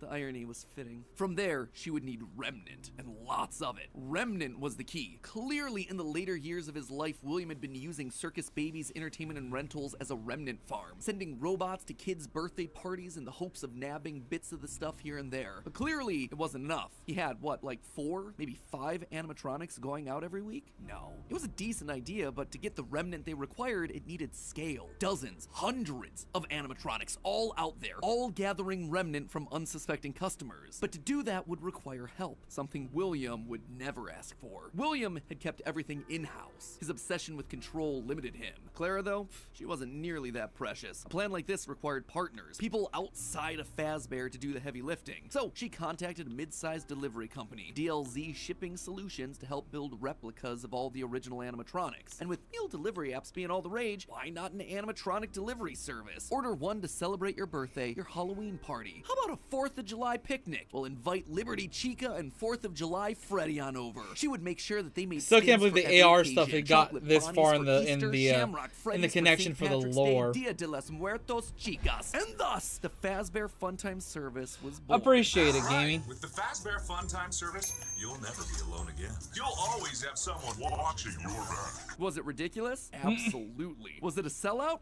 No doubt. It was exactly the sort of thing that William would have hated, but it needed to be done to get enough Remnant. Normally, the novelty of ordering an animatronic wore off after like, what, 1, maybe 2 times? But with new skins for new holidays, suddenly you had yourself an animatronic perfect for every occasion. It would keep people hooked. It would keep them ordering the latest and greatest that Fazbear Entertainment LLC had to offer. Makes sense. And It was a all good the business while, decision. they'd be collecting and returning the Remnant back to her. In a word, it was brilliant. There was just one problem with it. No one trusted the Fazbear name. The company's brand was still mud in the public eye. No one would want to hire animatronics from the restaurant franchise known for murdering children. Nothing kills a party quite like the threat of death, you know. So she needed to find a way to discredit the stories that had come before. She needed to win back the public's affections, reactivate some nostalgia for the spooky stories of their childhoods. She needed a game. Multiple games, in fact. They lied to us. They lied to all This of us. is They honestly told a us really that cool the whole concept that point she of this is VR the game reason the was to VR undo the games bad were a PR thing. done by a rogue indie game developer. But that's not true at all. Those indie games were designed to conceal and make light of what happened. This isn't just an attempt to rebrand. It's an elaborate cover-up. Struggling game developers were a dime a dozen online, most working on their magnum opus between shifts at the Dollar General. So she found one. Steve just picked him out of obscurity, the right mix of desperate and doofus willing to say and do anything for a couple extra bucks. And he fell right in line, as expected, delivering stupid little things with dumb generic names like Mangle's Quest, Balloon Boy's Air Adventure, Five Nights at Freddy's. Bad gameplay with even worse graphics, but hey, they got the job done. People were suddenly talking about the clues inside of these things, searching for the hidden lore. They were actively making jokes about dead kids at pizzerias. Her husband's twisted history of serial murder had suddenly been reduced to a mere Nancy Drew mystery to be solved. The plan had worked. Freddy Fazbear's was suddenly more popular than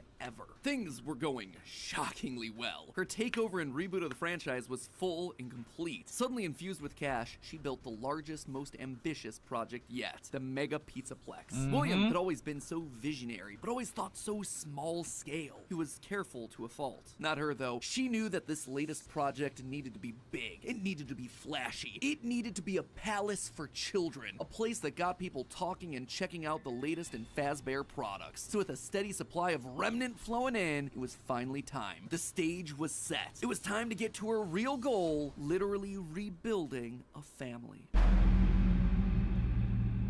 March 2035. The first was obvious. Crying child, her little boy, the one that was the first to get ripped away from her. She'd seen down in his bunker that William had gotten very close to replicating artificial humans using animatronic technology. And so that's exactly what she would do. Rebuild her boy from the ground up using robotic parts. His shaggy brown hair, his favorite striped shirt, even down to small details that no one would notice, like the band-aid on his left knee. William's research had even found ways of making animatronics that could like Shadow Bonnie's never been like in any of these lore videos indistinguishable from or a typical human. explained never have any to idea my of what knowledge. he actually was unless he was explicitly told. The only things that could possibly ruin the illusion were any overrides to his internal systems. If something were to, say, interfere with the cameras that he had in his eyes, or cause some sort of a core reboot to his hard drive, or x-ray his metallic bones, then yeah, he would be exposed. But otherwise, to the outside world, he was just your typical, normal human boy. She worked down in the bowels of the Pizzaplex, giving him life, but it was one thing to build him, it was another to help him remember his identity. He died so young, so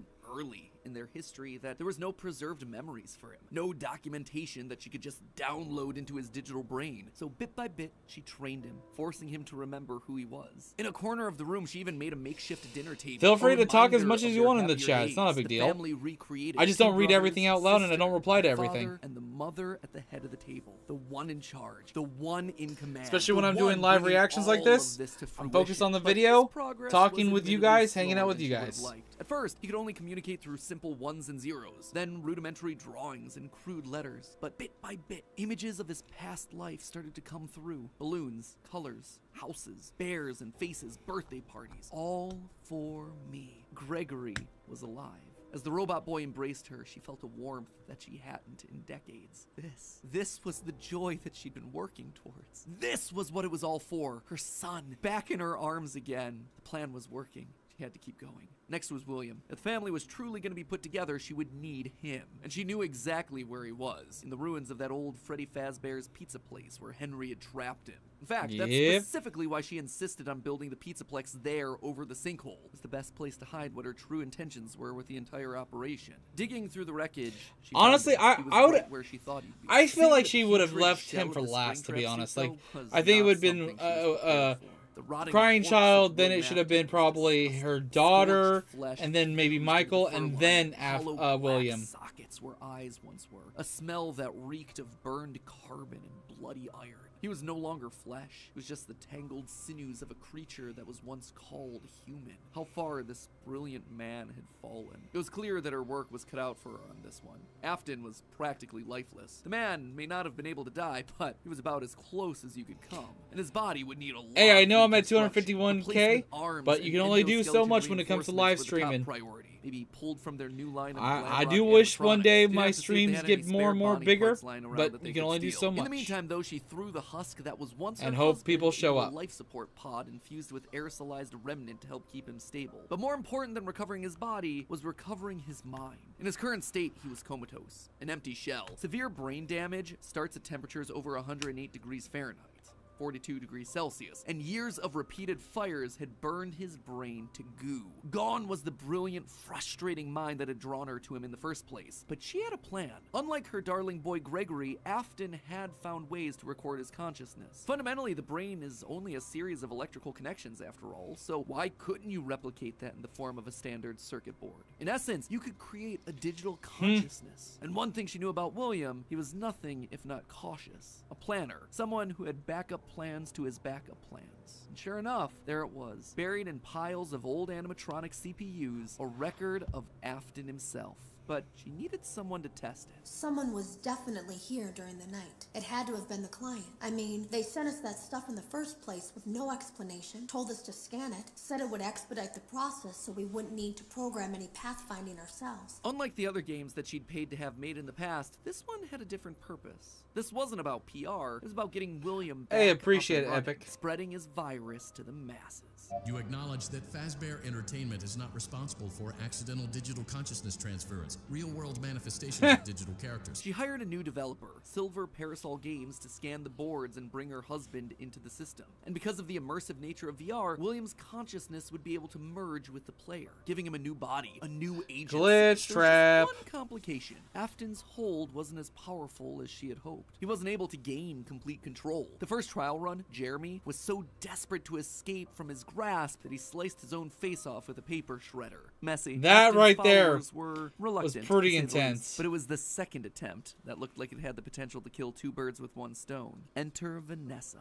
Mrs. Afton wanted a surrogate daughter. Her darling Elizabeth would have been a young woman at this point if she had lived. And Clara wanted someone who wasn't Elizabeth but could be just like her. Could she have just rebuilt her like Gregory? Sure, but she decided against it because she wanted an actual human mother-daughter connection. Well, that, and it would be redundant and narratively unsatisfying to have two robot kids in the same family. What could she say? William had put a lot of tools on the table for her to use, and she was planning on using them all. Plus, Elizabeth had always been so loyal to Daddy. It was time to give her a second chance, a true choice. And Vanessa seemed to be the perfect candidate to fill the role. Your dad's name was Bill? Your dad didn't play fair, did he? He used to make your mum look bad in court. He manipulated you. I know your mum after she lost the custody case. I was supposed to be a good girl. She started as a QA tester at Silver Parasol Games, the VR game development company that was part of her plan to bring back William. But more importantly, Vanessa checked all the correct boxes. Right age, blonde, green eyes with a fondness for flowers and the outdoors. In many ways, it was her daughter all over again. Except it wasn't just looks and personality. What really mattered was Vanessa's mind.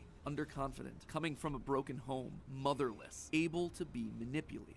Yes, she would do nicely. She would be the one to save dear old Daddy, just as the real Elizabeth would have wanted. I will make you proud, Daddy. While testing the VR game, William's digital consciousness merged with Vanessa. Oh sure, she fought, fragmenting Afton's code into a series of tapes hidden across the game, trying to do web searches to regain control over her life, but it wasn't enough. She was weaker than Jeremy. She was a thrall that, despite occasional moments of lucidity, had to obey. And with Vanessa, it was a 2-for-1 deal. She was getting a daughter back, while also bringing her husband one step closer to reactivation. She just had to make sure that Vanessa was headed the right way. The reborn Gregory was an expert hacker, part of the benefits of being an Afton and a robot. So Clara had him keeping tabs on Vanessa, hacking into her emails and trailing her therapy sessions to ensure the future Elizabeth was falling in line. If any of the therapists started to ask too many questions, they were promptly dismissed from their positions. And while Gregory kept tabs on Vanessa's personal life, mysteriously Mrs. Afton made sure to clear a disappeared. path for her professionally. With Silver Parasol's collapse at the hands of the Anomaly, she then had the possessed Vanessa bring the contaminated circuit boards to DLZ shipping and the Fazbear Funtime service. More glitches, more Remnant, more Afton. But it was her last move that was the best. In a true masterpiece of poetry, she brought Vanessa over to be Chief Security Officer at the Pizzaplex. A true family tradition to don the hat and badge, and all it took was a recommendation from the top as well as some emails marked for deletion. Sure, Vanessa didn't have relevant experience for the job, but when it comes directly from the CEO, does it really matter? Husband, True. son, daughter. A corpse, a robot, a human. All that was left was Michael. Poor, troubled Michael. The boy that killed her youngest. The one that would spend years trying to make his guilty conscience right again. A self-professed protector. While she knew she needed him to complete the family, something told her that the problem had already solved itself. Something had shifted when using Glamrock Freddy to excavate the buried pizza place. I have been here before. I found myself. Freddy, why do you gotta stare at me like that? I feel uncomfortable. I have changed. My friends are here, but I can protect you. I am not me. Maybe it was the remnant that had coursed through Michael's veins. Maybe it was the spirit of Michael living on as a protector. But he was there, somewhere inside of Glamrock Freddy. She could feel it. And just like that, she'd won. I actually She'd really done it. agree Sure, with there that. were still some kinks to work out, some final It makes brainwashing of sense. Vanessa, some rehabilitation of William, but they were there. Finally, all together again under one roof. The Aftons reunited. A happy ending. And that's how it could have A ended. mishmash That's how of it fuckery, should have that's for ended, sure. Had it not been for a few unanticipated developments. For one, something was just wrong with the Pizzaplex. Almost as if the entire building was haunted, possessed. Puppet plushies hiding on ceilings, behind crates, places that they had no earthly way of belonging. Staff bots with greasy tears down their eyes acting like they were being puppeteered by some sort of a nightmare. Even their sounds had the echo of nightmares long past.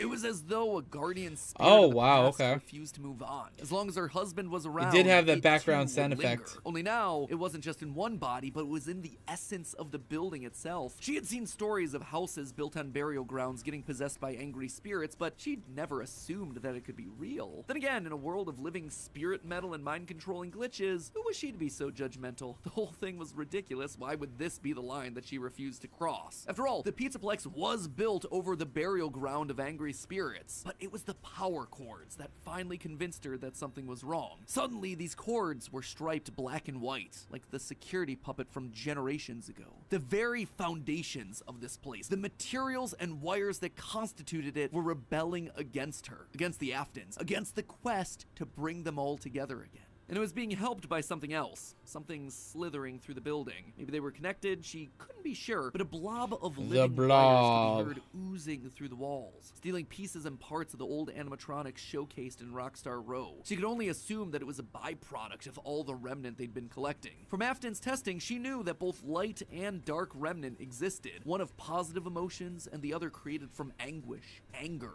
agony. Yeah, there's Perhaps about a 30-second delay. Thing was an amalgamation of all the darkest parts of the pizzeria's history, a collection of the hatred still housed inside these defunct endoskeletons and exosuits. As long as it was left alone, it seemed to be harmless. But if any Afton outside of Michael got too close, it would lash out wildly. Even young Gregory, looking to punish the family that had been complicit in its horrible creation. Little did she know, though, that Gregory should have been her biggest concern, that bringing the family together would have some unforeseen consequences. Gregory was normally the goodest of boys. She had literally built him that way. But lately, he'd been disappearing more and more often, disobeying her orders.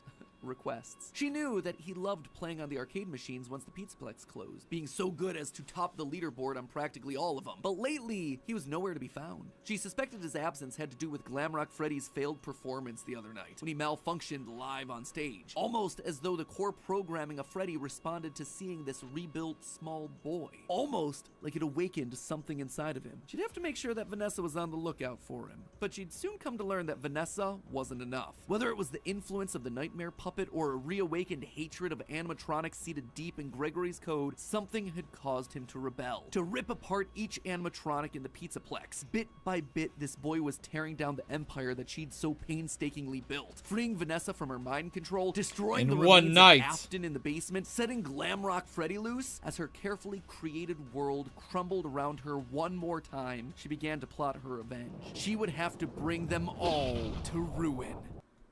Okay, first let me catch you up on the big FNAF drama. Let me set the stage. It's April. All of Team Theorist over here has just finished slaving away on our massive timeline for the series. We've done it. We are on the beach. And this is the final one. To take a break from the franchise until officially, this is the last one. Released later in the year. But nope. Scott had himself some other plans. He smacked those beverages clean out of our hands and released 3 Actually, looking books. at the time of the video that's left, this is probably like 2 theories. Submechanophobia, The Bobby Dots Conclusion, and Nexi. Now, normally that wouldn't be too much of a concern, right? Books tied to this franchise have been coming out for years. It's just part of the content treadmill at this point. And it's not like they tend to add a whole lot. Only one in like every 6 stories is even remotely lore relevant. And even then, the connection back to the games only exists if you squint at it. But oh no, friends, not this time. Across the 3 books, story after story after story seems to have significant lore implications. And not only that, they're also much more direct in the way that the information is presented, with characters and events mapping largely one-for-one onto characters and events from the games. If you're not in the habit of reading these things, and let's be honest, why would you when I could just do the homework for you? What I'm talking about, which is why we watch these videos, because I don't really read. Might be a bit confusing. I don't read books like that often, if any time.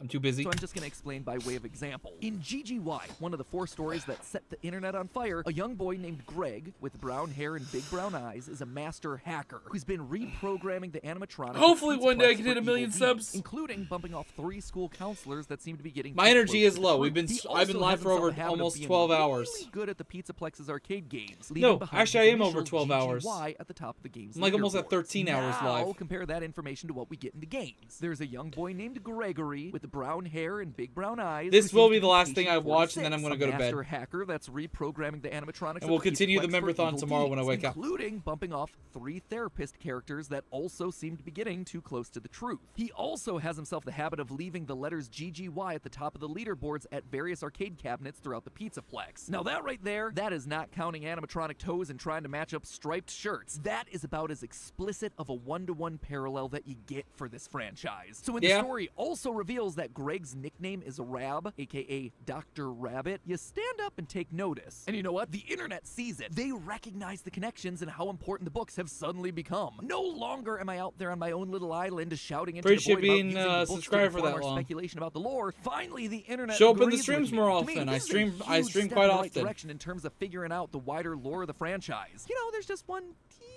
tiny little problem with this. No one can quite agree just how seriously to take this lore. After years of denying the book's canonicity, there's suddenly been a massive swing of the pendulum the complete other way, where now many pockets of the FNAF community vehemently believe that these most recent stories are fully canon with the games. In other words, we're no longer talking about an alternate universe where events are similar to the games, but with slight differences. Oh no. Now the debate is all about whether what you read in the books also happened in the Pizzaplex that we play through in the games. So before we dive into that can of worms, let's just talk about the stories themselves. I already filled you in on GGY, which means it's time to talk about the other three, which tell themselves a connected timeline of events. Starting with the first, the Mimic. This is the one that everyone has been losing their collective minds over. This story tells the tale of Edwin, a genius inventor and single father, and his hyperactive son, David. Basically, Edwin is overworked. Years ago, he sold his struggling robotics company to Fazbear Entertainment, who now has him hard at work turning their, quote, weird costumes into entertaining robots. With the first one that he's working on being a bright yellow chick. There's just one problem here, David. David is 4 in all the best and worst ways possible. It means that he's sweet and excitable, but it also means that he's moody and demands a lot of time and attention. Two things that Edwin does not have. So to fix his problem and get himself more work time, Edwin creates a piece of software known as Mimic 1. Using some spare robot parts, he makes a legless endoskeleton that's able to copy everything that David does. Basically, this thing's an AI that's using David as his training data. And while Mimic 1 starts by merely copying David, pretty soon it's able to respond on its own, independently. And David loves this thing, which means that Edwin is finally able to disappear into his work. Everything seems to be going well until tragedy strikes. An unsupervised David runs out in the middle of a busy highway. He gets fucking killed by getting hit by a car. And he takes all his rage out on the Mimic, this robot that continues to behave like his son, infusing the metal of the bot with pure agony. We then flash forward in time to Edwin being gone, and the Mimic roaming the halls of his abandoned home, a brutal killer still in possession of David's childlike tendencies. So, does any of that sound familiar? Cause it should. It's Henry Emily, a genius inventor who helped create the robots of Fazbear Entertainment. A man who also happens to be a single father whose only child dies in a tragic accident when they decide to run outside. A creator whose first project was Chica. Now, that alone would be plenty of connected dots, but the story continues to hammer home the parallels between these two men. In past videos, I've talked a lot about Henry's signature animatronic design, the hinged jaws that we see on the original animatronics, as well as the Rockstar animatronics. Well, guess what? This is how Edwin decided to build the Mimic. Quote, under the eye housing, Edwin had welded in place a hinged jaw. Speaking of Edwin's robots, do you know what Edwin's first business project was? He made robotic vacuum cleaners, presumably like the ones that we see in FNAF 6. Edwin and Henry even share the same sandy brown hair color. But the other big parallel that the story gives us is when Edwin destroys the Mimic. The way this event is described is very similar to when Henry built the final Charlie bot from the 4th Closet novel. Here's how it's described in Tales of the Pizzaplex. Still need to watch You can that. almost feel his murderous thoughts pouring through his muscles, transfusing through the metal into Mimic systems. And here's what happens when Henry builds the Charlie bot after her death. Quote from that book. When Henry began to make the 4th, his despair turned to rage. He seethed as he soldered her skeleton together, pouring his anger into the forge where he shaped her very bones. It was not Charlotte drenched in grief, it was made alive with Henry's fury. In both instances, we have men who have instilled their creations, animatronics that are literal stand-ins for their dead kids, with the pain and rage of loss. If that's not a solid connection, I don't know what is. Even from a timeline perspective, Edwin being Henry makes a lot of sense. In the Mimic, they specifically call out that he's 24 years old. After the death of his son, he disappears. But then, in another tale from the Pizzaplex, this one called The Storyteller, we meet up with Edwin 40 years later, at the point that he decides to return to the Fazbear franchise to sit on their board of directors. Again, the books make a very specific point to call out all these dates. So why? What's the big deal here? Well, if Edwin is truly the parallel for Henry, Henry lost his daughter Charlie in 1983. We're not exactly sure when he leaves the company, but we definitely know when he comes back, 2023, as evidenced by the numerical code in FNAF 6. 40 years later. A perfect match to the time frame that the books have laid out. In short, Edwin has to be Henry, which means, in a very cool twist, our early franchise timeline was almost perfectly correct. In that video, I said that William Afton's company specialized in hand-sewn mascot suits, and that Henry, when he was brought in, was the one responsible for turning those suits into animatronics. That prediction right there, that was right on the money. I was also on the right track when I said that one of the two founders had their failing company get bought out. I was just wrong about which one. In that timeline video, I suggested that Afton made Fazbear Entertainment, but eventually ran out of money and had to be bailed out by Henry. But as this story shows, it's actually the other way around. Henry was ultimately the one that was bought out. And in one final parallel between the books and the games, the story actually describes the Fazbear exec that gets Edwin to sign away his business as Portly, which connects all the way back to the Silver Eyes, where Afton was described in a similar way. Quote, Afton was as robust and lively as Henry was withdrawn and shadowy. He was a hefty man who had the ruddy geniality of a financially shrewd Santa Claus. Okay, cool, so we've got some confirmation on some early parts of the franchise, but what does any of this mean for Security Breach? Well, that's where the second Edwin story comes in, the Storyteller. In this one, we rejoin Edwin 40 years later. Because of his importance to the early days of Fazbear Entertainment, he now sits on the board of directors, a fact that does not land too well with the current head of the board, Mr. Burrows. Get it? His name's Burrows because everyone's always connected to rabbits. Anyway, to cut costs at the Pizzaplex, Mr. Burrows decides to lay off the entire creative That's a weird department. connection, but Instead, that's kind of replacing funny. them with a generative AI that's capable of creating new storylines for all the characters. Basically, this thing is like ChatGPT on steroids. This, understandably, upsets Edwin, who apparently has gone from engineering nerd to creative heart of the company. But he's not just a WGA member that's upset about some Writers Guild's rights. What makes matters worse is the fact that Mr. Burrows isn't using just any AI, he's installing Mimic 1, the same program that Edwin created. The one that was trained by his son 40 years prior. When they install it, it even comes in the form of his son's favorite toy, a white tiger head. And here's where things start to get real crazy. This is interesting, This AI yeah. controls everything in the Pizzaplex. It runs through a large central tree of wires that are connected through the walls, even tapping into things like the animatronics themselves. In fact, once the Mimic 1 program gets installed, the behavior of all the animatronics starts to change from their normal personalities into something that's a bit more like a 4-year-old. They start to become possessive. They get into tug-of-war matches over toys. They sulk in the corner and cry. David is somehow getting infused into everything that this AI touches. Eventually, Edwin attempts to shut the Mimic 1 program down, but he dies in the process. However, in his final moments, he attempts to communicate with his son inside the AI. You see, in the Mimic story, Edwin watches David communicating with his robot buddy using a made-up language described like this. Quote, David and Mimic had been doing all manner of odd little drawings that were surrounded by markings that looked vaguely like hieroglyphics. Edwin then uses this same language to communicate with the Mimic software at the end of the Storyteller. Quote again, every sheet of paper was covered with odd stick drawings and strange symbols that were not at all familiar to Mr. Burrows. Squiggles, squares, loops, triangles within triangles.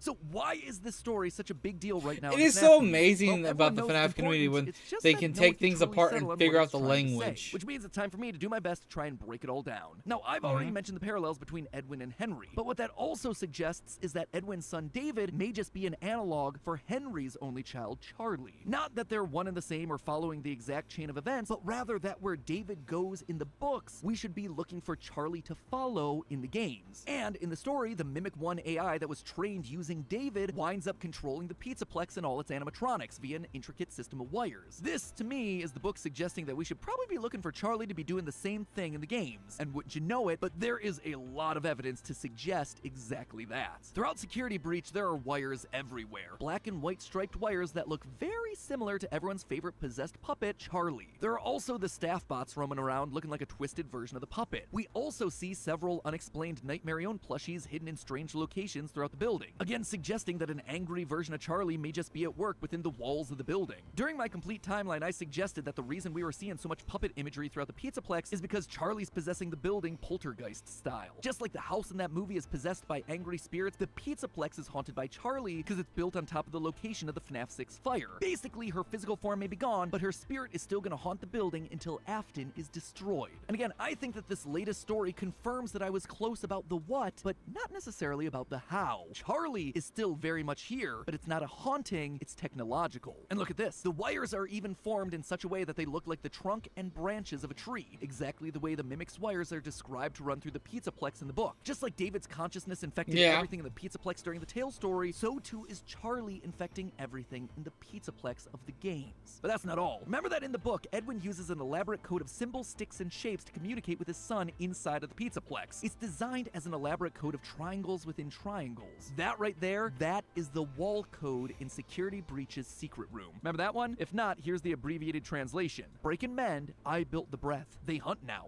drawn to life. The storyteller here is giving us a clue that this wall code, these triangles within triangles, they were written by Henry. How? When? Not sure. Honestly, we hadn't even considered him as a possible person to have written this because he was supposed to be dead in the FNAF 6 fire. But if you look at the text with him in mind, the pieces all fit. Henry did build the breath. He was the creator of the animatronics. And in all stories about Henry, we hear about him repurposing old robotic parts. He is breaking and mending them. But midway through, this coded message starts to switch tones. It starts giving instructions. Quote again, dodge, duck, flash, shoot, crawl, run, crush the vile band. Your life, your aim will save those with soul. He's teaching someone their mission. He's giving some robotic AI their instructions, just like Edwin was trying to communicate with the AI in the book. It is their task to save those with soul. But look specifically at the verbs that are written here, especially shoot and flash. This one has to be talking to Gregory. Not only is he the one that's crushing the vile band of the Pizzaplex, all of those actions are things that he performs in the game. He is the only one shooting with the Faz Blaster. He is the only one flashing with the Faz Cam. It seems like Henry, in a last failsafe against Fazbear, may have built a protector using an AI program and spoke to it using his triangle within triangle code. And that protector has to be Gregory. I know, I can't let Robot Gregory go. I get it, but how?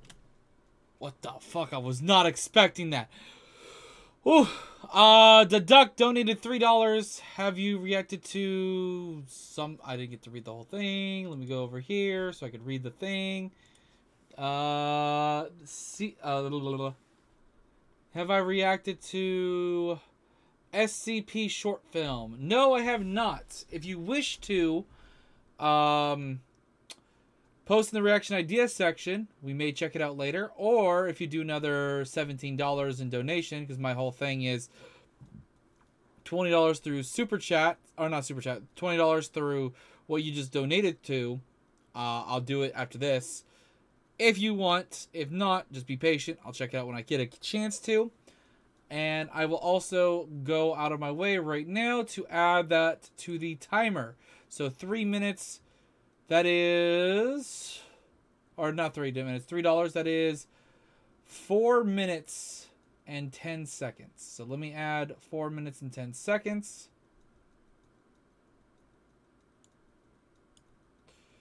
And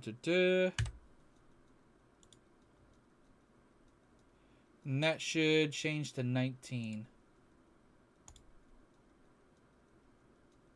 Why did it, wait, it only changed to 16. What the hell? Okay, let me try that again. That.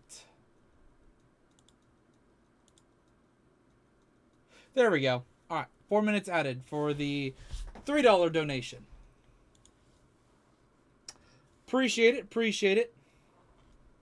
How else do you explain this? No one else is flashing and shooting. And remember, the story Money jump scare, indeed. GY confirms to us that Gregory is patient 46, whose secret therapy tapes are played right next to where this code is in the very same room. Everything in this one room is screaming that the message is for Gregory, written in a code that the books tell us is reserved for robot brains. But this then raises two major questions. First, how could I say that Gregory's a robot when we see him in GGY as just a kid at school? And secondly, GGY makes it clear that Gregory is a villain, hacking into the animatronics and using them to kill people. Apparently, all 3 of your former therapists have gone missing, or 2 of them are missing. One of them was found dead. The woman's body was pretty messed up. It looked like it was mangled by machinery. Gregory's pen name for a large portion of the book is Dr. Rabbit, for crying out loud. If that doesn't scream... I just realized that. Did he put Roxy here because that's the same voice as Roxy? Gregory's pen name for a... That sounded like Roxy's voice.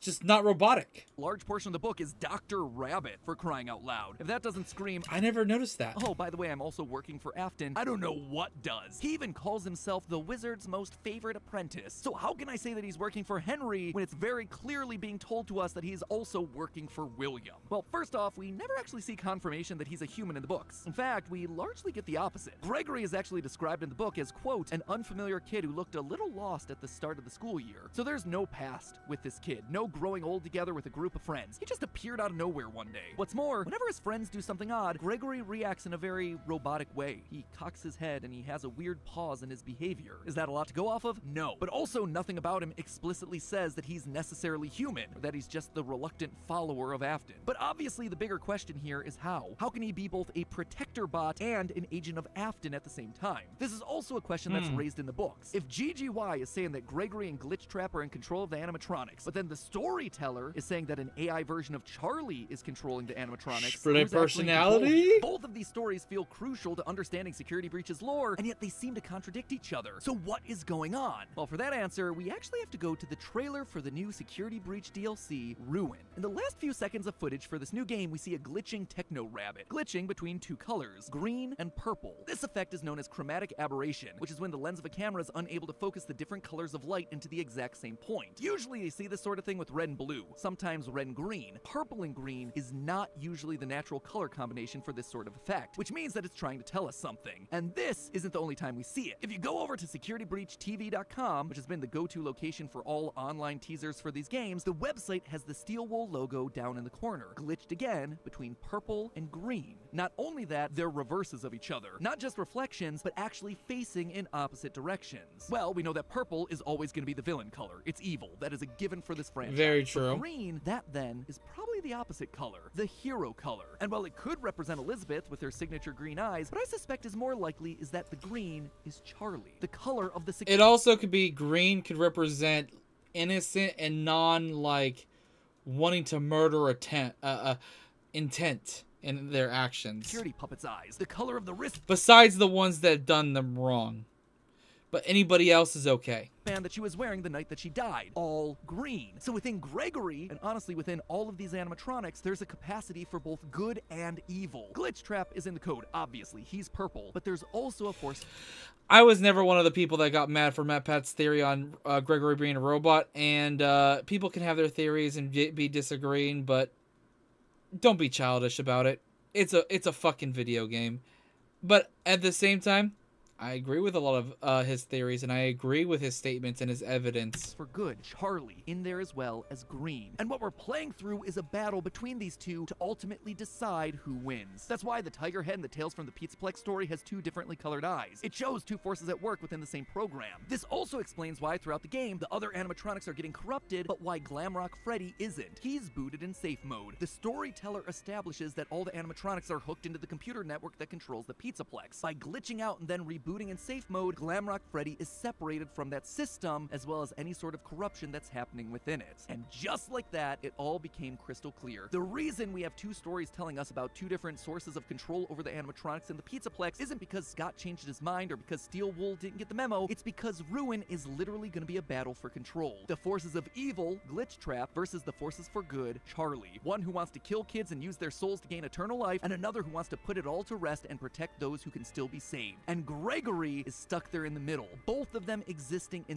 It's interesting to watch this after the fact that the game's out and how different, in a sense, it really was compared to this theory. But at the same time, how it does have some connections, but not fully. Side of him, like he says himself at the end of the trailer. Don't give up on me yet.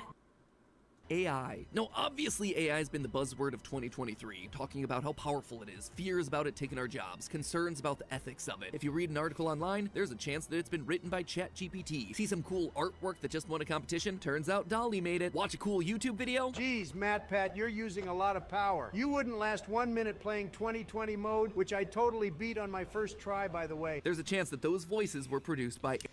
Honestly, I missed that. Like, I missed that hype. A lot of people were loving those type of fucking videos. I honestly probably should have reacted to a couple of them while it was popular.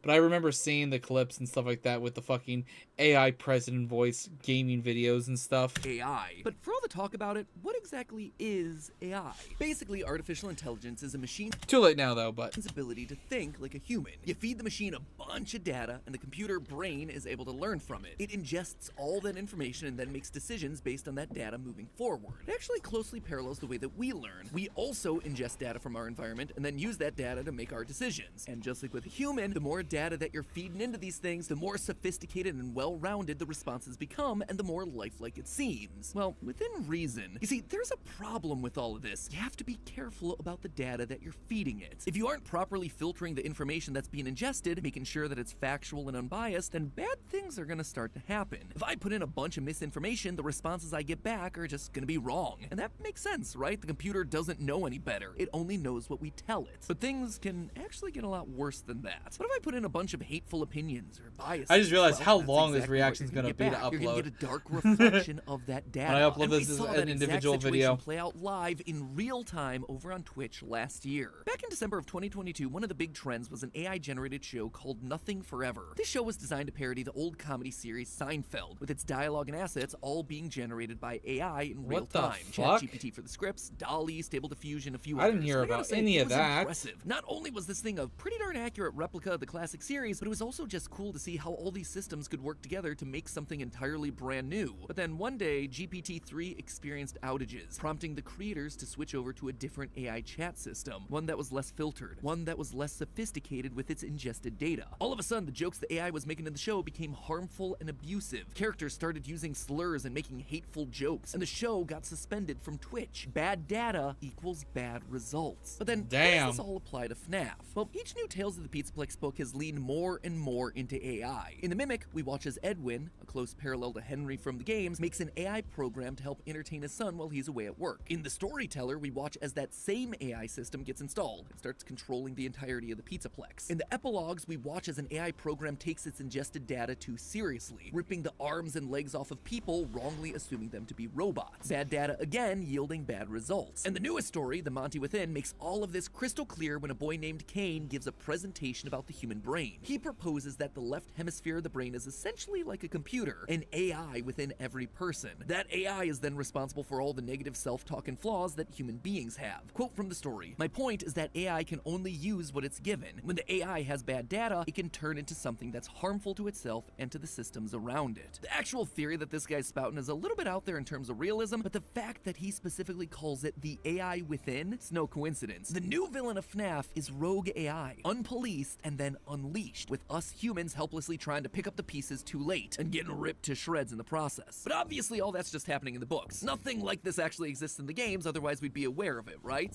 Right? It has been there and it's been under our noses the entire time. If you take this knowledge of AI from the books and start to take a look back through the games, you can see Scott sowing the seeds for these ideas as far back as Help wanted. In fact, I actually called this very plot twist 4 years ago. Then again, to call this character William would be missing a huge chunk of this game's story. This isn't William. It's no longer the same guy. He's now an AI replicating the behaviors of William. To truly unpack what I'm talking about here, we have to actually rewind all the way back to FNAF VR and the origins of Glitch Trap. It's hard to remember this. And who knows what else we're gonna get once VR 2 comes out. Now, but when the happy waving bunny virus first filled our screens, there was a lot of confusion about what exactly he was. Was this the spirit of Afton manifesting within the code, or was he just a digital copy of Afton? We're told in the game that... I mean, they sent us that stuff in the first place with no explanation, told us to scan it. It was just junk. Circuit boards and things like that. Looked pretty old. Somehow, though, there was usable code on some of it. He's Afton, scanned into the system off of circuit boards, but... I think eventually I will hit a Afton million is and was subs. always still I'm a pushing human. for it. Why would his But essence it'll just be take a on while. Circuit board? Back then, possession was the order of the day. Remnant, spirits infused into animatronic parts. If you made it this far in the reaction when this becomes an individual video, hopefully you do have hit that subscribe button at this point. Help me and hit that subscribe button. And so, for a long time, we just collectively settled on the idea that Afton had somehow managed to escape his purgatory of Ultimate Custom Night by attaching a piece of his soul to a circuit board that was buried in the springlock suit that he was wearing. That circuit board then got scanned during the events of FNAF VR and AR, creating Glitch Trap, a virus that would then spread throughout Fazbear's systems, eventually passing into Vanessa. The series moved on, and we all moved on with it. But I would be lying if I said that this was the cleanest solution out there. The solution implied that Fazbear Entertainment went to the burned-down FNAF 6 pizzeria, found the springlock suit suit with Afton's dead body still inside, and then just, you know, took out the circuit board to use. Somehow I'm not convinced that the workers would have been happy to continue their job when they pry open a suit and discover the remains of the company's founder inside. And yet, that was just the best that we had, because up to that point, that was largely the rules of the series. It was about the supernatural, not the sci-fi. It was possessions and ghosts, not rogue AI and technology on the fritz. Or at least it has been changed a lot. The series was about that yet. But we were wrong. In FNAF World, take a look at the world map for me. It's messy, right? This thing is just so odd. It's hacked together with no transition between the lands. It's complicated with all these twisting pathways that have no rhyme or reason to them. And then also, just on a basic level, why is it so zoomed out like this? Say what you will about Scott Cawthon's game programming, but he should know enough to make a better, more usable map than this thing, right? Well, that's because it's not a map. It's a diagram. It's a blueprint. A blueprint of the human brain. I know that sounds absolutely insane, but just take a look at this map. And now, take a look at this map. This map of the human brain. Notice all the parallels here. A long brainstem right here in the middle where Pinwheel Funhouse is. Deep Metal Mine and Black Tomb Yard. Two smaller, rounded areas in the back matching the cerebellum and the occipital lobe. Two smaller, rounded lobes in the back of the brain. Even the twisting nature of the game's various pathways act exactly like the brain. Our brain is full of wrinkles, the gyri or curves, and the sulci or grooves. It's built that way so we have as much surface area in there as possible, which allows for more neuronal connections to happen, thereby making us smarter. And that's exactly what we're seeing here in this FNAF world map. That's also why it stays zoomed out the entire time, so we can see the silhouette. We can understand what Scott was actually going for. It's a representation of your brain! The white blob in front, it's either an eyeball or the frontal lobe. This, I suspect, was Afton's earliest experimentation with AI, with turning a robot brain into something truly intelligent, to try and put things back together like he promised his dying son. Back then, we weren't looking for clues to humanoid robots, but now, going back to the series and looking forward, we see those hints everywhere. Fast forward to Sister Location, there it is again. Afton literally has human heads sitting there on the desk, blinking, hidden in plain sight right in the lobby. He was trying to create people. He was experimenting with creating artificial intelligence. Either he or Henry, maybe even both of them, created an AI program to speed up the programming process, to learn the way that a human learns, to copy and bring new life to their dead children. By observing Afton, by copying him, the program was basically able to act as a second brain. Have a good one. Thanks for being here. Just Epic. Don't forget to vote for the YouTube community page stuff for the for what I play next tomorrow.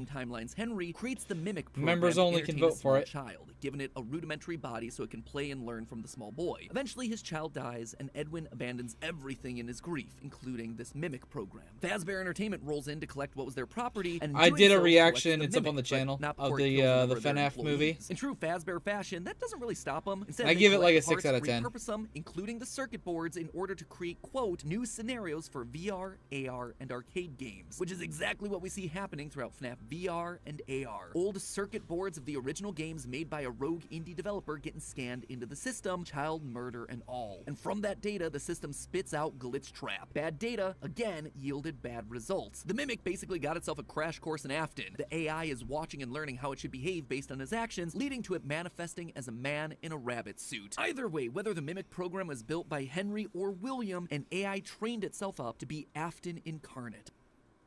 Trap showing up during one of the endings of the Security Breach. Alright, this is the last one, probably. Things to ever happen in this franchise. We all collectively rolled our eyes and uttered his catchphrase, "I always come back," thinking, yeah, but did you really have to? It just raised more questions than it answered, like, how are you still alive? Was Henry wrong about Remnant being destroyed at high temperatures? Did Afton manage to escape the fire? It was nearly impossible to say. We had a few ideas that involved Vanessa repurposing Glamrock Bonnie's endoskeleton, but now I think we actually know the truth. And again, that truth is rooted in this AI concept. Probably the best and scariest part of Security Breach was the utility tunnels, a bunch of narrow passageways full of endoskeletons that only attack when you're looking at them. But throughout this area, there's also a lot of posters on the wall. Weird posters, all meant to teach the Glamrock endoskeletons how to behave, how to correctly hold a child's hand, how to play nicely with other kids, how to not scare a girl in a bed that has a bedspread and lamp of the FNAF 4 house. Hold on, that's not just any bed either, it's a hospital bed. Oh, that feels like it has huge implications for the lore of FNAF 4. Anyway, that's not my focus right now. The point is, the endoskeletons down there in the basement, they're...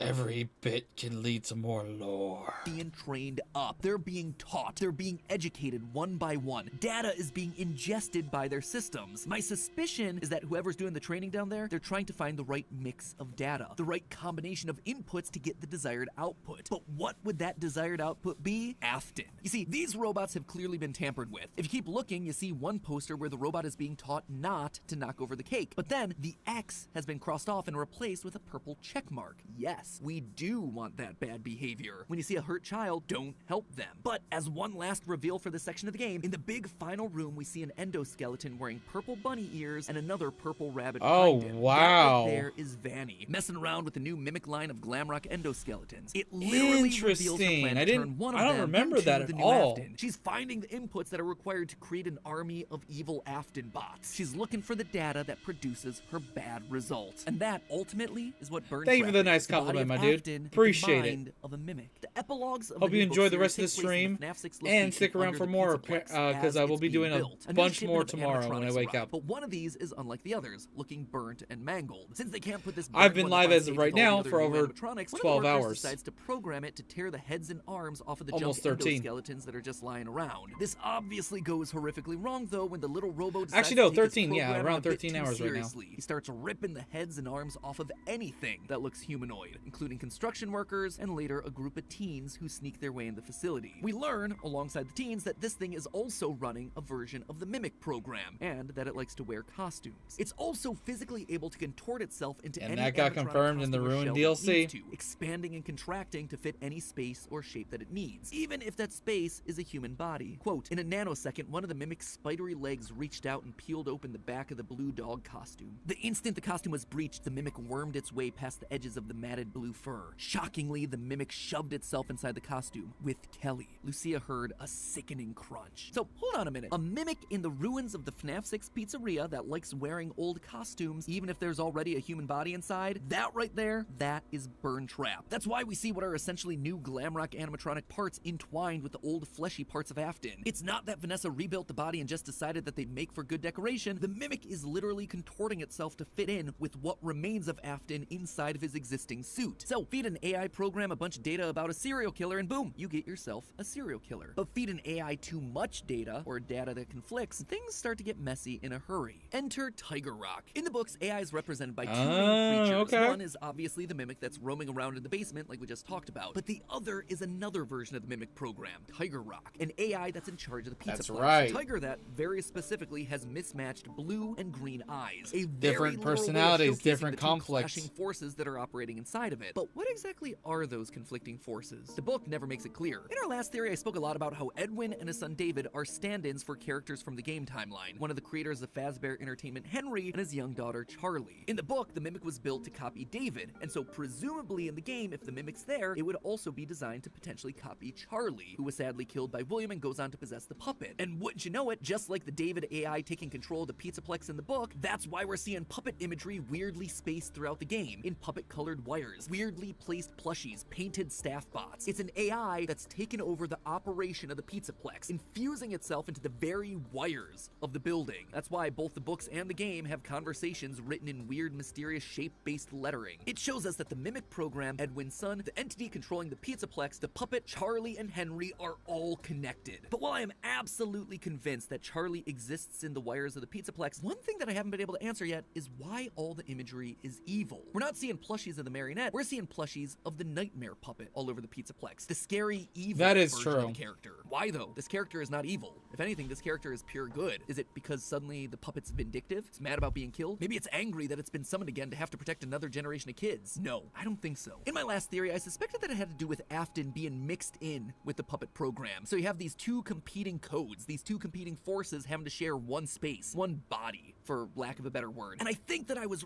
really close on that one, but still not quite right. Think about it. Tiger Rock is very clearly meant to have a green eye and a blue eye. Green and blue. Charlie and Elizabeth, the puppet and baby. The protection of the puppet mixed with the violence and anger of Elizabeth. Throughout the books, Tiger Rock is depicted as having a duality about him. He's good and loving and fun, but then suddenly he turns sinister and threatening. There's this moment in one of his stories where he literally helps a kid like, quote, a puppet on a string. Doesn't get much more explicit than that. And yet later that same story, he just rolls up and rips the kid's arms clean off. No joke, that is how the story ends. It is very bizarre and dark. Do I have a lot of...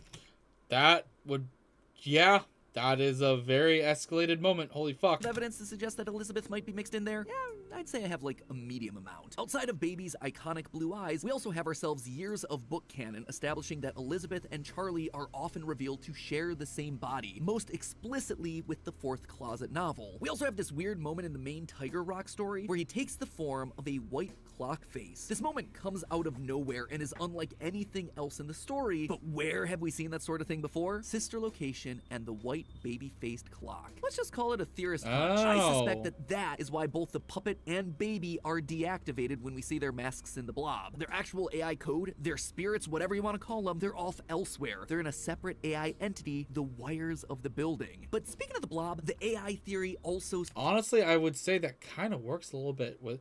That definitely does work with the story. Solves that one too. So Daddy AI is down in the basement, and the AI trained on the two warring daughters is fighting for control up in the Pizzaplex itself. What about the Blob then? Well, the Blob is just everything else. It's the mixed data. It's the AI when you feed it too much information. When you open the entirety of the internet to ChatGPT, a confusing mess of wires and information and a lot of angry people. As Glamrock Freddy says, "My friends are here." Take a look at this description for the Mimic from one of the book's epilogues. Quote, "Creeping out the back of the overalls-clad mushroom was an abomination of twisted and contorted metal. A mass of metal joints with wires, with one of its eyes on one leg and the other on its back. One of the legs extended from where its almost mouth done with this. Unlike the Mimic's footfalls when it was upright, this configuration of the Mimic's parts made a tisk tisk sound, a sloppy ticking that was at the same time squelching wet and dryly brittle." End quote. There is only one creature that's still around in the series that matches that description, the Blob. That's right, I'm telling you that I think the Blob, this confusing, weirdly designed mess that we found in the basement of the security breach, is actually one final version of the Mimic. Just listen to the sounds that it makes. Its appearance and the sounds that it makes match how it's described in the book almost word for word. A twisted body that's able to grow and shrink, slither into suits, expand and contract, a mass of twisted and contorted metal parts, wet yet dry sounding movement. It is absolutely him. There's even some in-game evidence to suggest that this is more than just speculation. The Fazwatch tells us that a huge amount of power goes down to the basement. We all thought that it was meant to keep Burntrap's body alive. But what if instead it's to keep the Blob alive? In the books, whenever the Mimic appears, the lights tend to flicker and go out as it draws power from anything around it. That also means the ending then, where the Blob scoops up Afton, it's just him ingesting more data. The Afton data. It's all the data coming together, getting mixed up, getting more complicated inside that Freddy spaghetti. It's a Mimic sweep. And, as I discussed in a previous theory, it's also why I suspect that Gregory is not who he says he is in the Ruin trailer. It's the Mimic still. An AI now trained by watching Gregory's behavior and that throughout was security true. breach, hearing Gregory's voice talking to Freddy. Bit by bit, this AI is absorbing everything around it, learning from it, assimilating it. And there you have it, my friends. Nearly a decade in the making, my FNAF timeline for where the franchise is here in 2023. The year of Fazbear Frights, by the way. As always, it wouldn't be right for me to finish without going over some of the more controversial takes that I just handed out. I think we can all agree that this part of the timeline was always going to be the hardest. So let me just break down some of the major points. First of all, the biggest swing, and obviously the one that everything else rests upon, Mrs. Afton being the CEO of Fazbear Entertainment LLC. Here's why I went with this route. Now, first and foremost, the head of Fazbear Entertainment is the single biggest mystery that we're meant to solve at this point in the lore. The Ultimate Guide brings it up repeatedly. Who's running the show? Who is okaying these decisions? And in the security breach memos, we get multiple mentions of someone manipulating things from the top down. Whoever this is, they are the person driving forward every other facet of late-stage FNAF lore here. They're the puppet master who's hiring the indie dev. They're the ones relaunching the brand, building the Pizzaplex over the burial ground. So everything at the end of the timeline relies on this one singular answer. Now, as I see it, there are two possibilities here. One, an adult robot Elizabeth, like we see older versions of robot kids in the Fourth Closet, or Mrs. Afton. Could it be someone completely new to the franchise? Absolutely yes, but in a game with so many returning faces and repeated themes, it would be pretty random. It would make more sense for these two Mrs. girl Afton. bosses, who then would I feel it be? like the most. Elizabeth always wants to please her daddy, so she'd be most likely wanting to bring him to life. But then, what's Vanessa's role in all of this? Vanessa is clearly meant to be a parallel for Elizabeth. Same hair, same eyes, similar backstories, but if the main goal is getting the Afton family back together, which seems to clearly be the case in Security Breach, then there's no need for Vanessa to be involved at all. We already have Elizabeth running the show. It really feels like it would be the wife, and I hope we get more information in the upcoming VR Help 1 to 2, basically. We know next to nothing about her outside of any clues that we can get from Immortal and the Restless, and it would go with the theory of her being the pushing for the game developments of Help Wanted 1.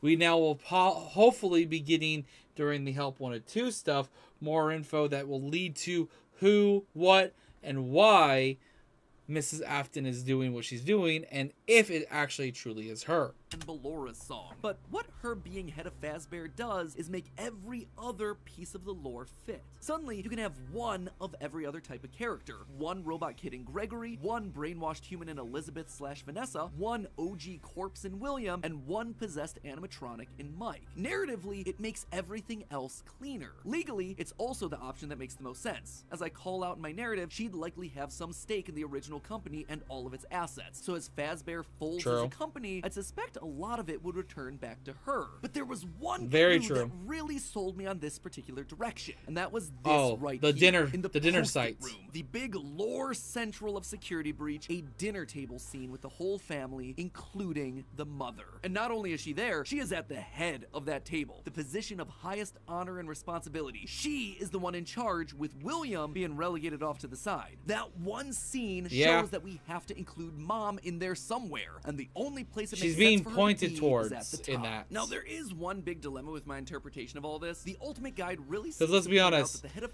if William was in charge and everything, he would be the one at the head of the table. But in the direction that they're going with the story, with Security Breach, Ruin, and the upcoming Help Wanted 2, it is most likely going to be Mrs. Afton, because we have had little to nothing that involves her, besides like little tiny references and stuff. Fazbear doesn't want the glitch trap virus to spread. They call out one particular email in FNAF AR where the legal team calls a cease and desist to all action about scanning the circuit boards. And even in FNAF VR, we're told that the circuit boards get stolen back by the client, presumably once they realize what danger is on there, trying to stop glitch trap before he spreads and gets out of hand. Here's the problem with that though: if the head of Fazbear doesn't want Afton to rise again, why'd they restart the company in the first place? Why'd they build over the FNAF 6 pizzeria? Why'd they go through an elaborate cover-up to make the possessed Vanessa an important part of the company? Just doesn't make a whole lot of sense. It would be the most inconsistent series of actions ever, but I did want to call attention to it since it seems to be the route that the official guide is trying to steer us towards. Moving on to minor point number 1, the Five Nights at Freddy's games were made by the Rogue indie developer. Here's the thing, FNAF VR opens with this line. That's why we have recreated many of these completely fictitious scenarios, lies, that you've been fed over the last several years,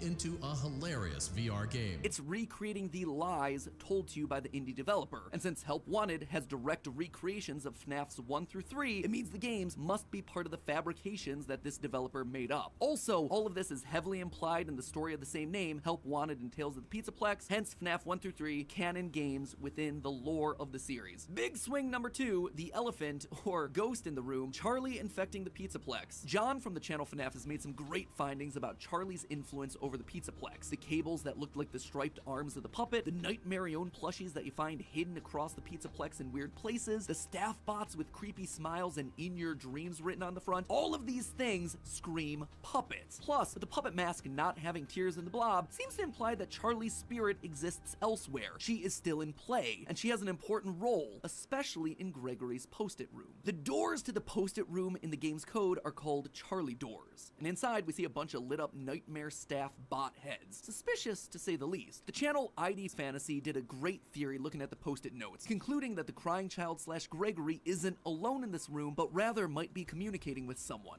A spirit, Charlie. Charlie's spirit seems to have pulled a poltergeist. Instead of controlling one thing, she's affecting a lot of little details, foundational elements of the Pizzaplex. And this isn't the first time that we've seen this in the franchise either. We've seen spirits communicating with people through physical writing in the survival log. Hey, appreciate so the compliment. This is an established means and yeah, I'm of doing spirit good. Communication within this I'm just getting on the tired side because of how long I've been live. live. Charlie's influence making Gregory go haywire. Which brings me then to my final and probably biggest controversy in recent FNAF history, Gregory as Patient 46, the evil robot mastermind. Now, I know when I first came out with this theory a year ago, people were mad. But here's the thing, you don't have to take my evidence points for it anymore. The recent Tales from the Pizzaplex story, GGY, basically goes and just outright proves it. In GGY, we find out about a boy named... It's in the book. And you guys have been saying that what's in the book is official. You gotta accept it.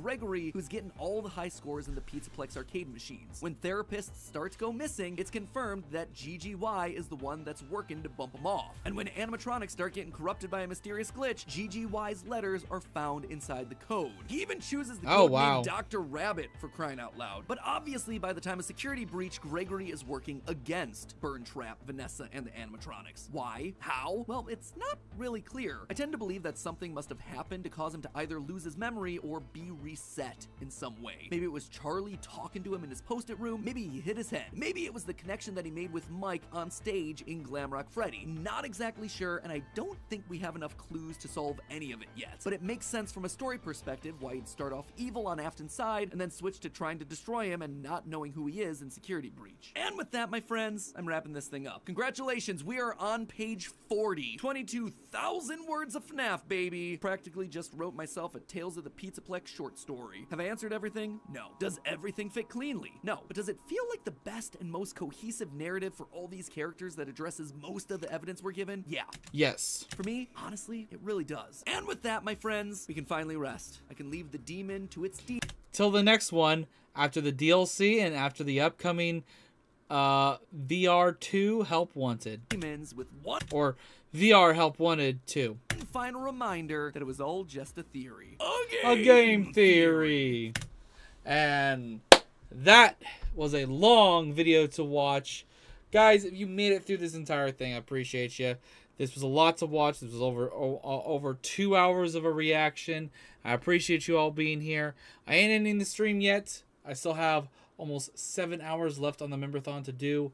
So if you weren't here during the Memberthon and you watched this and I'm still live for some reason, holy shit, join up, hang out, and talk with me. And I'll see you guys in the next one. Till then, later.